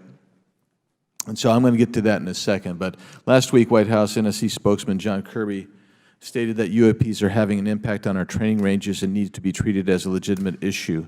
Do you concur with the statements? That's for each of you. Yes. Yes. Yes. Okay. Now, having said that, I'm going to take you to specific instances around the Phoenix Valley, because that's where I live. In '97, we had the famous Phoenix Light case. I don't know if any of you are familiar with that. There were two things that went along with that, and the explanation was military training range off Luke and the Barry Goldwater Range. Do you know anything different other than the official explanation of those lights? Only what's in the public vernacular about it. That was outside the scope of my duties. And if we wanted to, just my question along with my colleague from New York, Ms. Ocasio-Cortez, if we wanted to find out more about that, where would we go to find the files, and who would we address? And are you going to tell me we need to go to a SCIF so you can tell us in a SCIF? I could potentially give you a vector on that. That specific case, I'm familiar with it in terms of public, but I give you a vector in a closed environment, yeah. That would be good, thank you.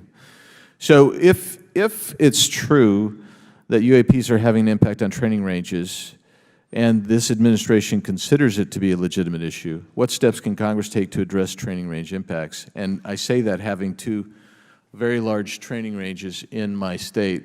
And so we'll start with Mr. Graves and going down the panel.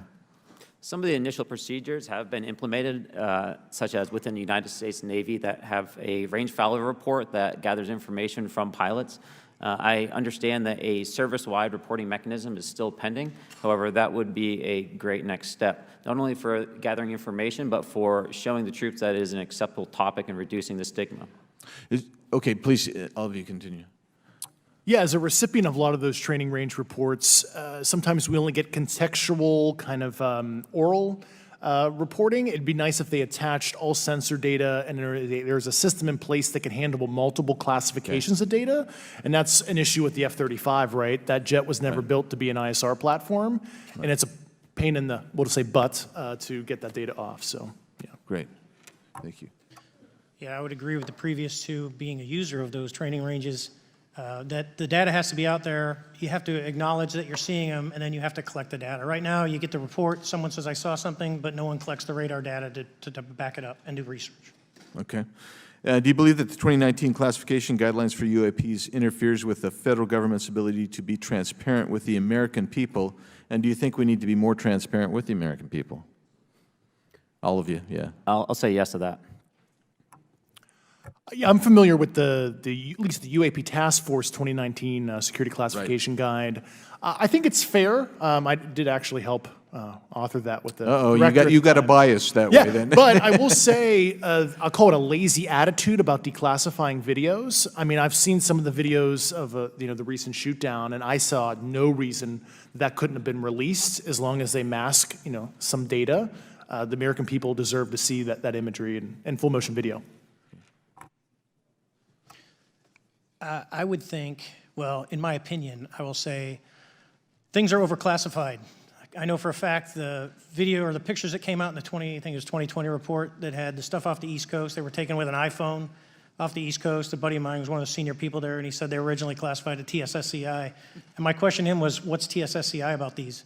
They're an iPhone Right. literally off the vacapes. That's not TSSCI. So they're overclassified, and as soon as they do that, they go in a vault, and then you all have to look for them. Yeah, so with the overclassification, that may be one way. Are there other ways that the DOD or intelligence agencies are keeping this information from the American people or even from Congress? I think part of that has been not encouraging reporting. If the problem is not something that can be measured, it's not something that's going to be fixed. Okay, very good. Well, I'm out of time, and I thank you, Mr. Chairman, and I yield back. First of all, without objection, Representative Nick Langworthy of New York has waived on the subcommittee for purpose of questioning witnesses at today's subcommittee hearing. And then we go to Mr. Burleson. Thank you, Mr. Chairman. Appreciate you guys coming out today, testifying. Look, I've been here for 6 months, and I'm pretty skeptical. I don't trust anything in this town. And so I think that's because I'm from Missouri. You've got to show me, right? With that being said, there's been a lot of things that have been said in the public, Mr. Grusch, and so I want to get down to, if we can, some specifics, right? So at one point you had said that there has been harmful activity or aggressive activity. Has any of the activity been aggressive, been hostile in your reports? I know of multiple colleagues of mine that got physically injured. And the activity, and I got to by UAPs or by people within the federal government? Both. Okay, so there has been activity by alien or non-human technology and or beings that has caused harm to humans. I can't get into the specifics in an open environment, but at least the activity that I personally witnessed, and I have to be very careful here, because they tell you never to acknowledge tradecraft, right? So what I personally witnessed, myself and my wife, was very disturbing. Okay. One of my constituents actually sent this next question, and I figured I'd ask it since I had the same thought. You've said that the U.S. has intact spacecraft. You said that the government has alien bodies or alien species. Have you seen the spacecraft? I have to be careful to describe what I've seen firsthand and not in this environment, but I could answer that question behind closed doors. Yeah. And have you seen any of the bodies? That's something I've not witnessed myself. Okay, and so with that being said, and the other statement that has been made that was intriguing to me it's intriguing because my view has been that we are billions of light years away from any other system. And the concept that an alien species that's technologically advanced enough to travel billions of light years gets here and somehow is incompetent enough to not survive Earth or crashes is something that I find a little bit far-fetched. And with that being said, you have mentioned that there's interdimensional potential. Could you expound on that? Yeah, to answer your first question, and I'm here as a fact witness and expert, but I will give you a theoretical framework, at least to work off, to kind of espouse crashes, regardless of your level of sentience, right? Planes crash, cars crash, n number of sorties, however high, a small percentage are going to end in mission failure, if you will, as we say in the Air Force. And then in terms of multidimensionality, that kind of thing, the framework that I'm familiar with, for example, is something called the holographic principle. It derives itself from general relativity and quantum mechanics, and that is, if you want to imagine a 3D object such as yourself casting a shadow onto a 2D surface, that's the holographic principle. So you can be projected, quasi-projected from higher dimensional space to lower dimensional. It's a scientific trope that you can actually cross, literally, as far as I understand, but there's probably guys with PhDs that we could probably argue about that. But you have not seen any documentation that that's what's occurring? Only a theoretical framework discussion, yes. Okay. Okay.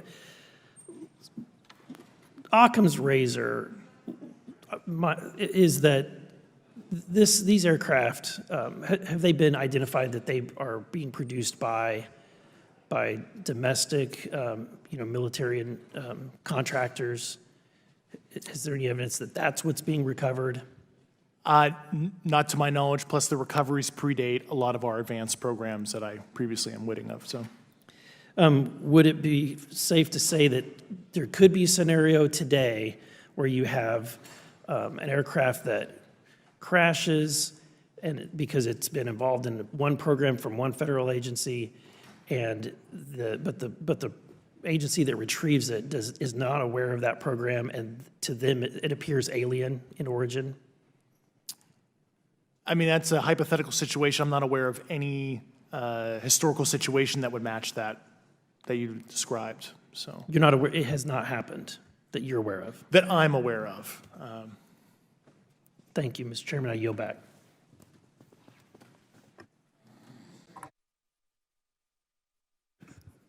Several months ago, my office received a protected disclosure from Eglin Air Force Base indicating that there was a UAP incident that required my attention. I sought a briefing regarding that episode and brought with me Congressman Burchett and Congresswoman Luna. We asked to see any of the evidence that had been taken by flight crew in this endeavor and to observe any radar signature as well as to meet with the flight crew. We were not afforded access to all of the flight crew. And initially, we were not afforded access to images and to radar. Thereafter, we had a bit of a discussion about how authorities flow in the United States of America, and we did see the image. And we did meet with one member of the flight crew who took the image. The image was of something that I am not able to attach to any human capability, either from the United States or from any of our adversaries. And I'm somewhat informed on the matter, having served on the Armed Services Committee for 7 years, having served on the committee that oversees DARPA and advanced technologies for several years. When we spoke with the flight crew, and when he showed us the photo that he'd taken, I asked why the video wasn't engaged, why we didn't have a FLIR system that worked. Here's what he said. They were out on a test mission that day over the Gulf of Mexico. And when you're on a test mission, you're supposed to have clear airspace. Not supposed to be anything that shows up. And they saw a sequence of 4 craft in a clear diamond formation for which there is a radar sequence that I alone have observed in the United States Congress.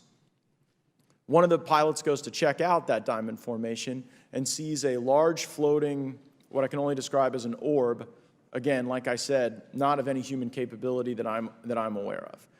And when he approached, he said that his radar went down, he said that his FLIR system malfunctioned, and that he had to manually take this image from one of the lenses, and it was not automated in collection as you would typically see in a test mission.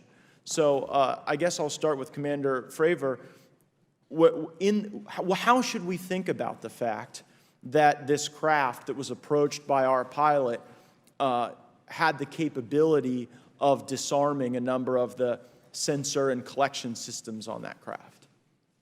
Well, I think this goes to that national security side, and you can go back through history of things showing up at certain areas and disabling our capabilities, which is disheartening. And for us, I mean, like I said, it completely disabled the radar on the aircraft when it tried to do it, and the only way we could see it is passively, which is how he got that image. So I think that's a concern on what are these doing, not only how do they operate, but their capabilities inside to do things like this. And how should we think about 4 craft moving in a very clear formation, equidistant from one another, in a diamond? In all of the phenomenon, perhaps, Mr. Grave, that you've analyzed, have we ever seen multiple craft in a single formation? I have one particular case, and that was during the gimbal incident. The recording on the AT FLIR system shows a single object that rotates. You hear the pilots refer to a fleet of objects that is not visible on the FLIR system, and that was something that I witnessed during the debrief as part of the radar data on the situational awareness page. I would like to add, however, Congressman, there's a small bit of anger, I would say I would feel that those pilots are still facing that difficulty in reporting this topic, and they don't have the tools to be able to mitigate this issue. It just goes to show how serious this is and why this is such an important issue for our pilots and for our nation. It was stated explicitly to me by these test pilots that if you have a UAP experience, the best thing you can do for your career is forget it and not tell anyone. Because any type of reporting, either above the surface or below the surface, does have a perceived consequence to these people, and that is a culture we must change if we want to get to the truth. Mr. Chairman, I would observe that perhaps as we move forward from this hearing, there are some obvious next steps.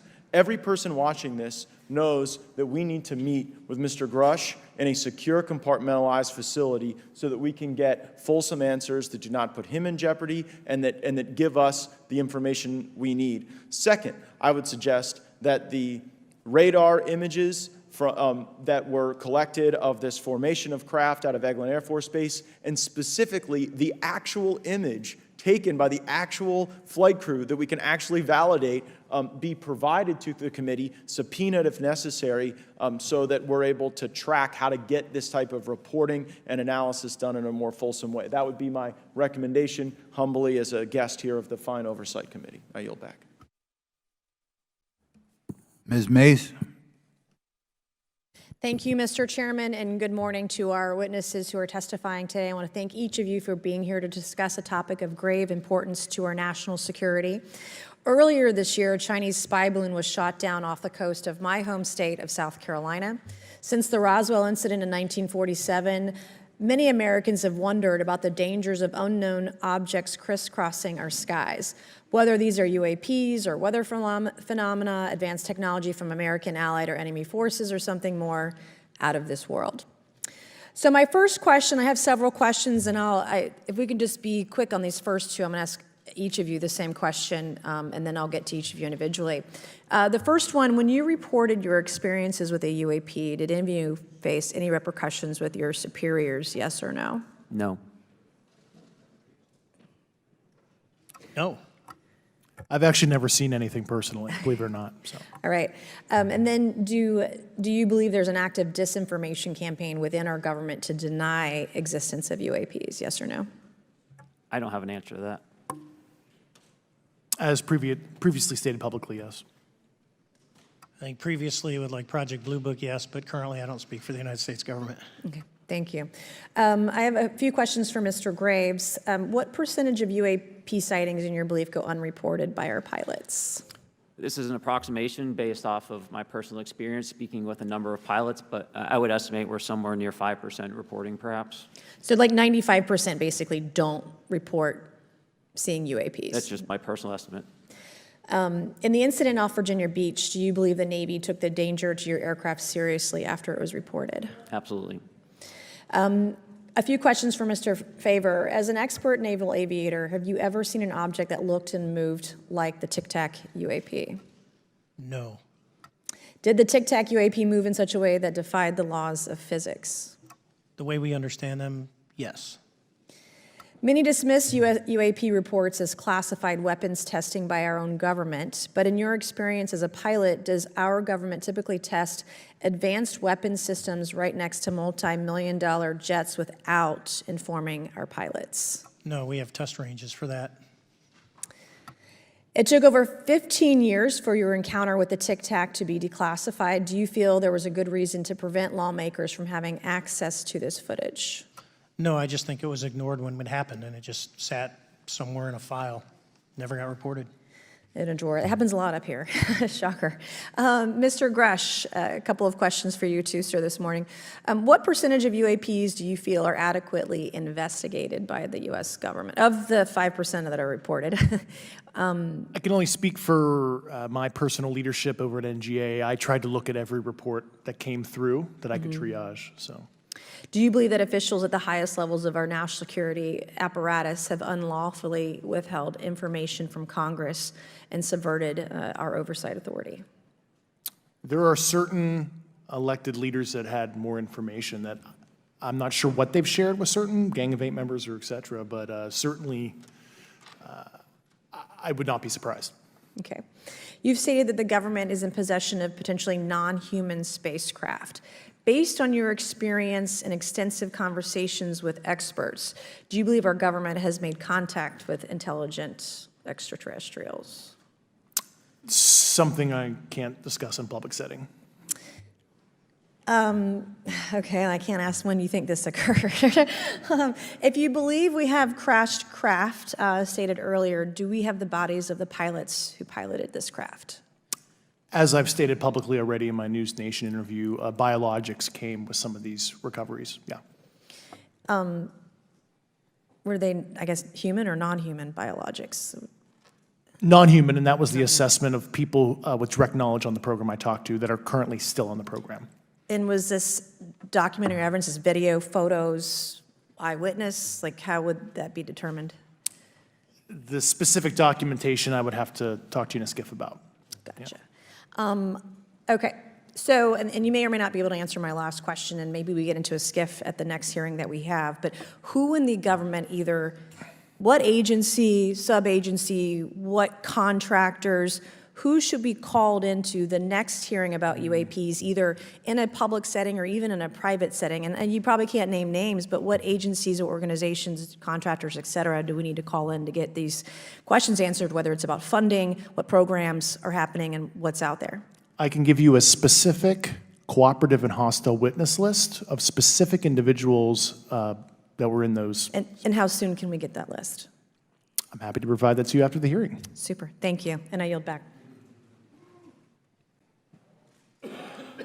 Okay, now we have Mr. Langworthy. Is he here? Okay. Thank you very much. I'd like to thank all of the witnesses for being here today to discuss this very unique topic. And I'd like to jump right into my questions, if you don't mind. Commander Fravor, can you briefly describe your background? Yeah, I was an enlisted Marine, Naval Academy graduate, Navy, flew for 18 years, got a master's from University of Houston, and I've worked in the private sector for the last, 16 years, 17 years. I do a lot of defense work. So. Really gold-plated credentials.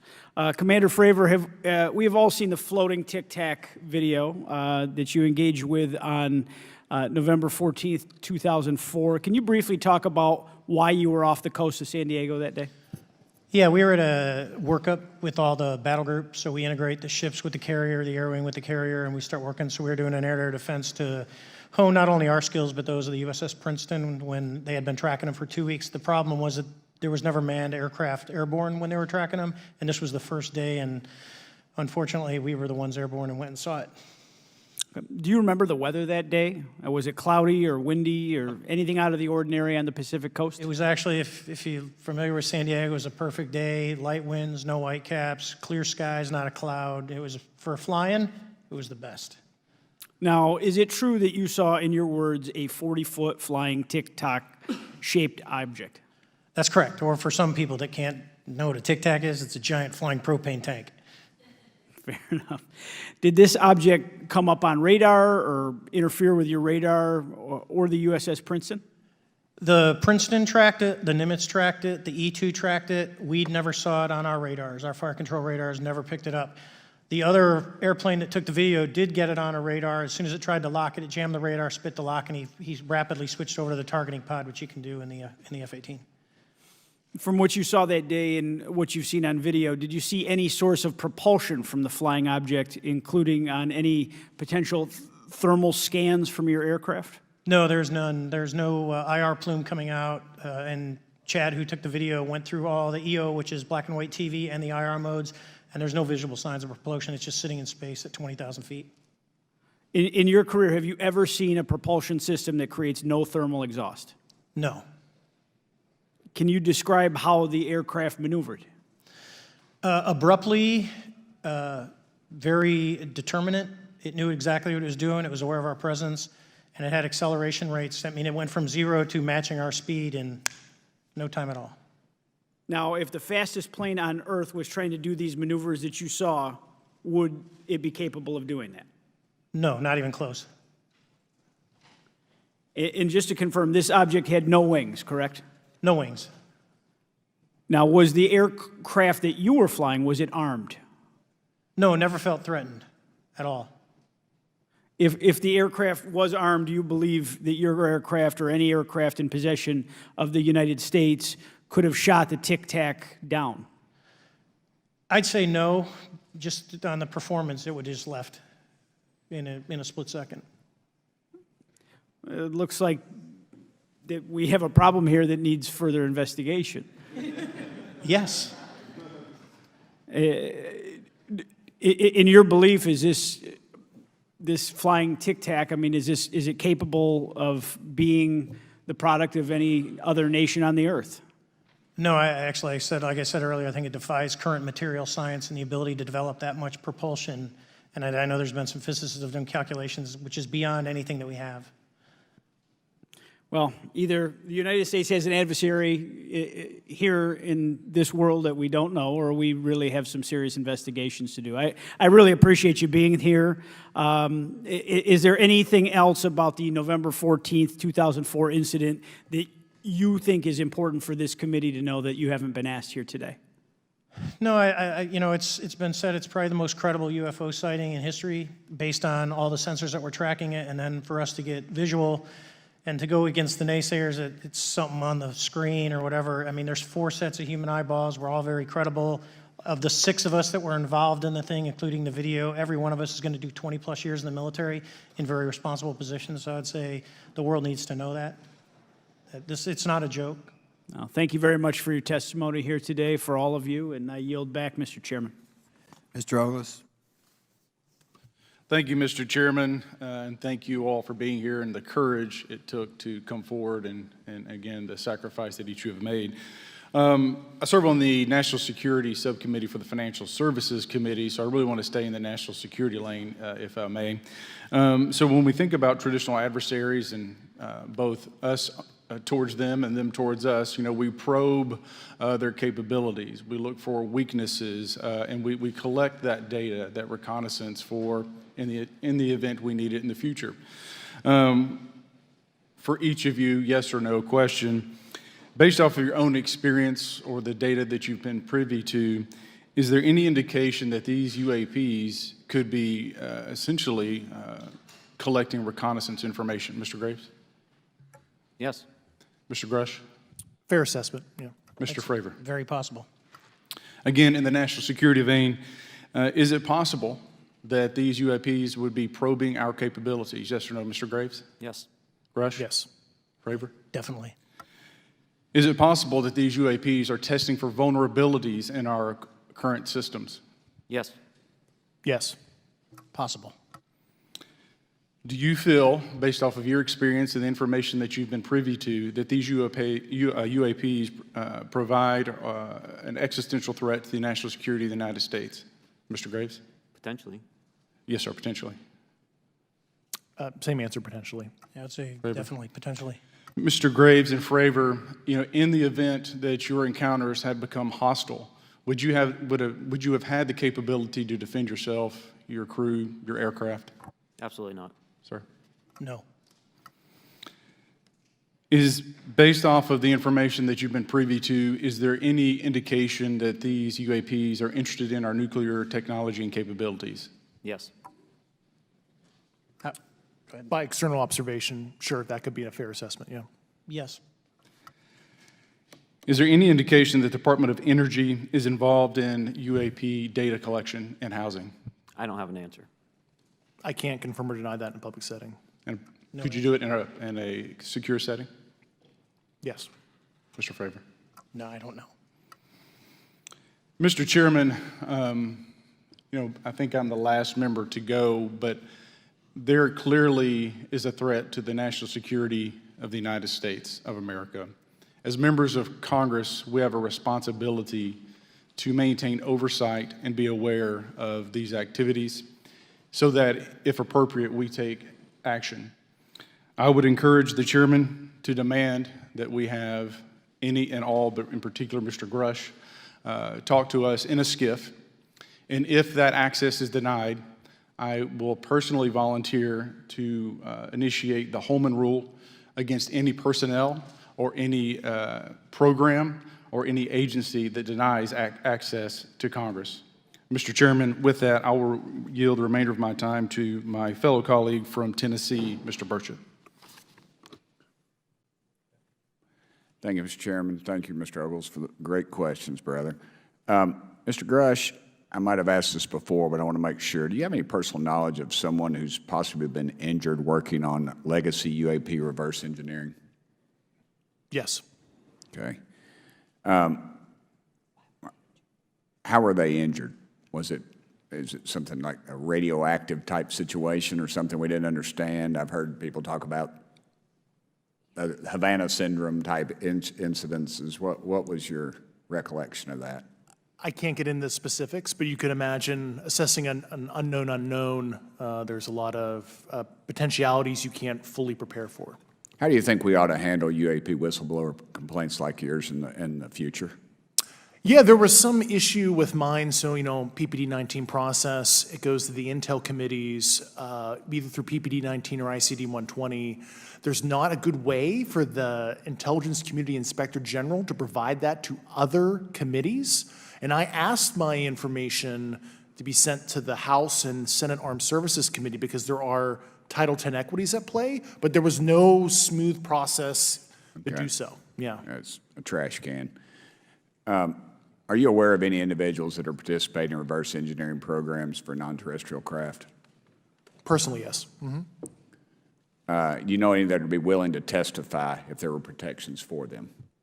Certainly closed door and assurances that breaking their NDA, they're not going to get administratively punished for so. Yeah. I yield, Mr. Chairman. Thank you. I'm going to do something a little bit out of the ordinary here. We're going to give 3 people a chance at an additional 3 minutes. So, Mr. Burchett, do you want to keep going? Why don't you come back to me, Mr. Chairman? Ms. Luna, if she's is she on that list? Sure. Chairman, I'd like to submit for the record an article by News Nation, and it follows Mr. Grusch's full interview for the record. Without objection. Thank you. Mr. Grusch, why is it that you refer to the phenomenon as non-human intelligence? Why deviate from the basis of extraterrestrial life? I think the phenomenon is very complex, and I like to leave an open mind analytically to specific origin.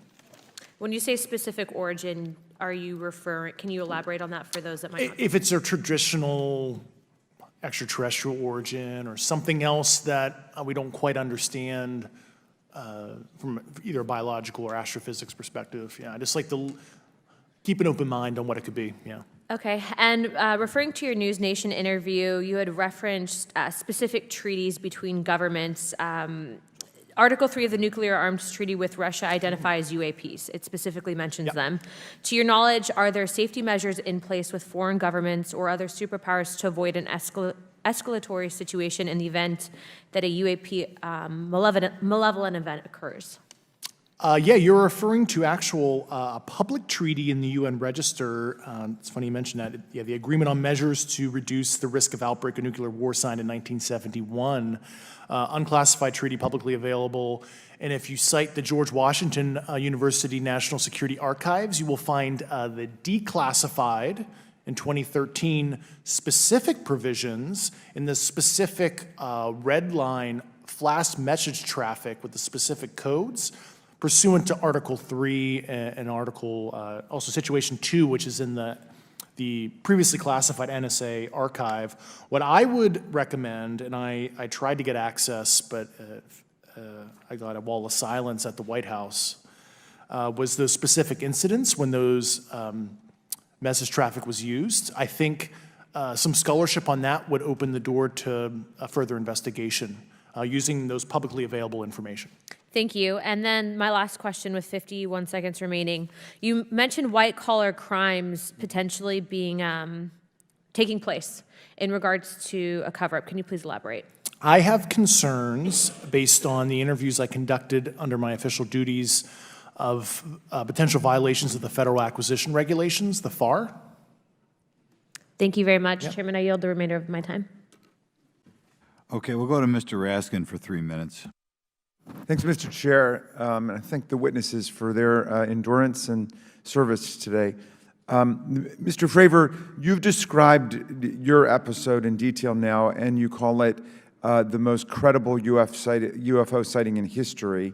But I wonder, was this the first time that you encountered a UFO or a UAP in 2004? Yes. And what was your general attitude or perspective on the UFO discussion before that happened? I never felt that we were alone with all the planets out there, but I wasn't a UFO person. I wasn't watching History Channel and MUFON and all that. And have you had experiences or encounters since that happened? No. And so have you formed any general conclusions about what you think you experienced then? Yes. I think what we experienced was, like I said, well beyond the material science and the capabilities that we had at the time, that we have currently, or that we're going to have in the next 10 to 20 years. Very good. Mr. Grusch, you've been able to answer in great detail on certain questions, and then other things you say you're not able to respond to. Can you just explain where you're drawing the line and what's the basis for that? Yeah, based on my DOPSR security review and what they've determined that is unclassified. I see. So you're answering any questions that just call upon your knowledge of unclassified questions, but anything that relates to classified matters you're not commenting on in this context? In an open session, but happy to participate in a closed session at the right level, yeah. Okay.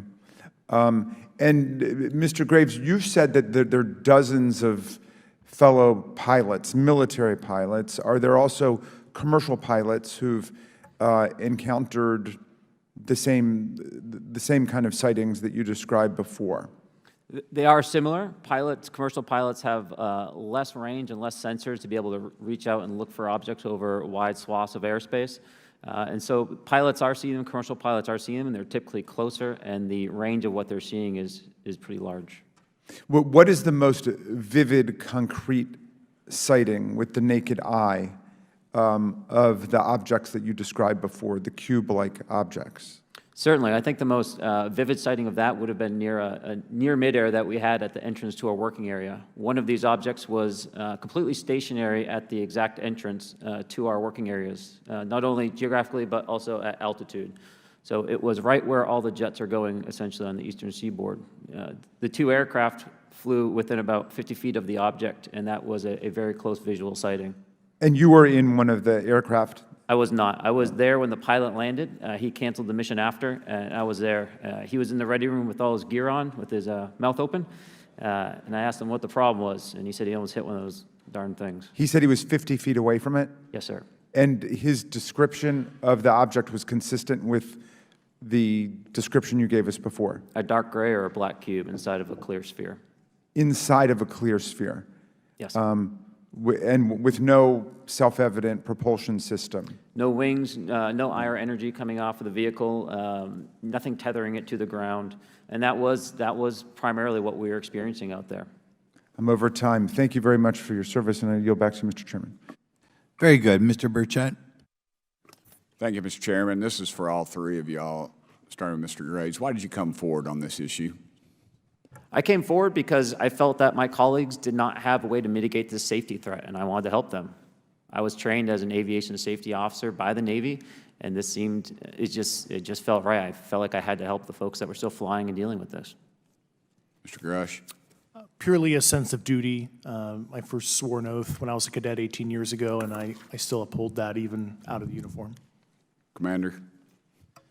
I was pestered by a friend, and I asked why, and he said, you're the one person that they can't discredit, and you'll add credibility to the New York Times article. And so after about 6 times, I said, okay. Honest. Yeah. This town isn't made, unfortunately, by people like y'all. We thank y'all. And I do want to also thank the people in the audience and the people that are watching this that can't be, people all over the world that have kept this issue alive. You've endured criticism and derogatory remarks, and we're trying to get to the bottom of it. And so God bless y'all. Thank y'all so much. We really appreciate you guys and gals.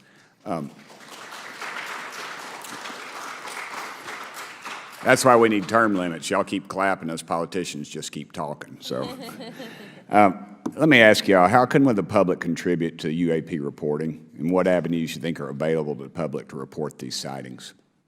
Well, right now, I don't think there is a lot of public options for every man to be able to report on this. I think even for professionals that have sensor data that are seeing these on a regular basis, they're still hesitant to come forward. And so for the general public, I think encouraging the conversations that we're having today, looking for technology solutions that can be distributed so that objective data can be gathered is the first place to go. Mr. Grusch?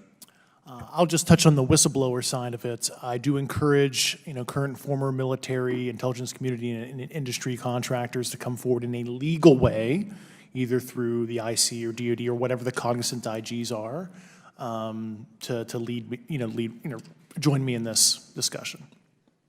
Commander, and I guess I should say this for the record. My daddy was United States Marine Corps, 1st Marine Division, so. Hoorah. Yes, sir. He was old school, him and Chesty Puller on Peleliu, so thank you, wow. brother.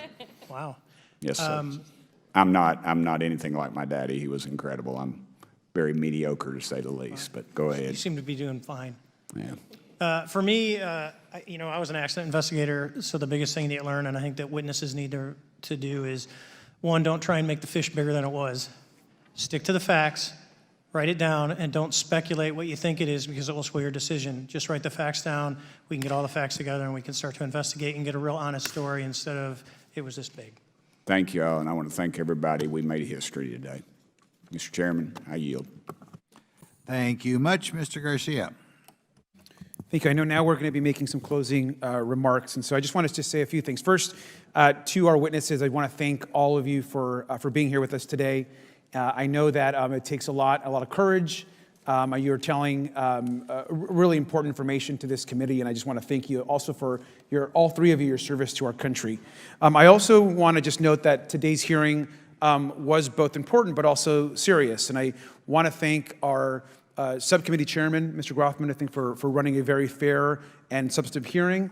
I do want to thank the committee staff on both sides for the amount of work that it took to put this hearing in place, and certainly to all the members that have been involved in this issue prior to the hearing. I also want to note for our witnesses and for the public that I'm a freshman member of Congress, and I've only been here for 7 months, but this is by far the most bipartisan conversation and discussion that I have seen happen in the Congress. And I think that a topic of this significance as it relates to our national security, as it relates to information that we're trying to gather for the American public, does bring people together, and I think that's been really great to see. I think it's also important to note for the public, today in our hearing, we had on our side also both our full ranking member, which is Mr. Raskin, and our vice ranking member, which is Ms. Ocasio-Cortez, both here at our hearing. I think it shows the importance and seriousness that our side of the aisle is taking to this important hearing, but also to the broader issue as it relates to working with our Republican counterparts on this committee. I want to additionally add that I think it's really important that we have and continue these discussions and these hearings. Clearly, there's a lot of information that we don't know, but it's also very clear that we have to continue our investigation and accountability on asking the right questions and ensuring that they're part of the public record. One thing that was important today is some folks might wonder, why are we asking questions that might already be out there or that have been asked before? It's important that they're asked and put into the public record as it relates to this committee. And so I want to thank you for, answering some questions multiple times. I know, not just in maybe meetings you had with some members, but also here in the public. Let me also just add an additional note that it's important also that our friends in the media and those that are not just reporting on this hearing, but that have reported on this topic and that may in the future, the media has an important role in this process. And it's very important that the media engages, does independent investigation, and reports on not just what happened today, but what they see independently as what is happening around UAPs in the broader community. That is also an important public benefit that we have in trying to get the information and the facts as it relates to this. Let me also just say finally that as a teacher and an educator and a longtime teacher and researcher, that I also really believe in following facts, in doing your homework, and in making sure that you follow science as we try to get as most information as possible. And so I want to thank you all for agreeing to do that today. Transparency is a cornerstone of government. We live in a vast galaxy, a lot of unanswered questions, and thank you all for being here today. Mr. Chairman. Thank you. I'd like to one more time thank Mr. Burchett and Ms. Luna for bringing this to our attention. It's a topic that has interested me since I was in school. It was a very illuminating hearing. Obviously, I think several of us are going to look forward to getting some answers in a more confidential setting. I assume some legislation will come out of this. Sure. I apologize, Mr. Chairman. I need to compliment the folks in my office that did a lot of the work on this. Rachel and Noah sitting behind me here. They're very quiet and humble, but if without them, this thing would not have come off like it did, so I apologize. Thank you. I think we're going to want to look into what we can do to make more of this information public. I think there's certainly a time period after which it should always be made public, and people have been concerned about these issues, like I said, since I was in high school. But in any event, I'd like to thank everybody who was here, sticking through the entire hearing. Without objection, the members will have 5 legislative days to submit materials and to submit additional written questions for the witnesses, which will be forwarded to the witnesses for their response. If there's no further business, without objection, the subcommittee stands adjourned.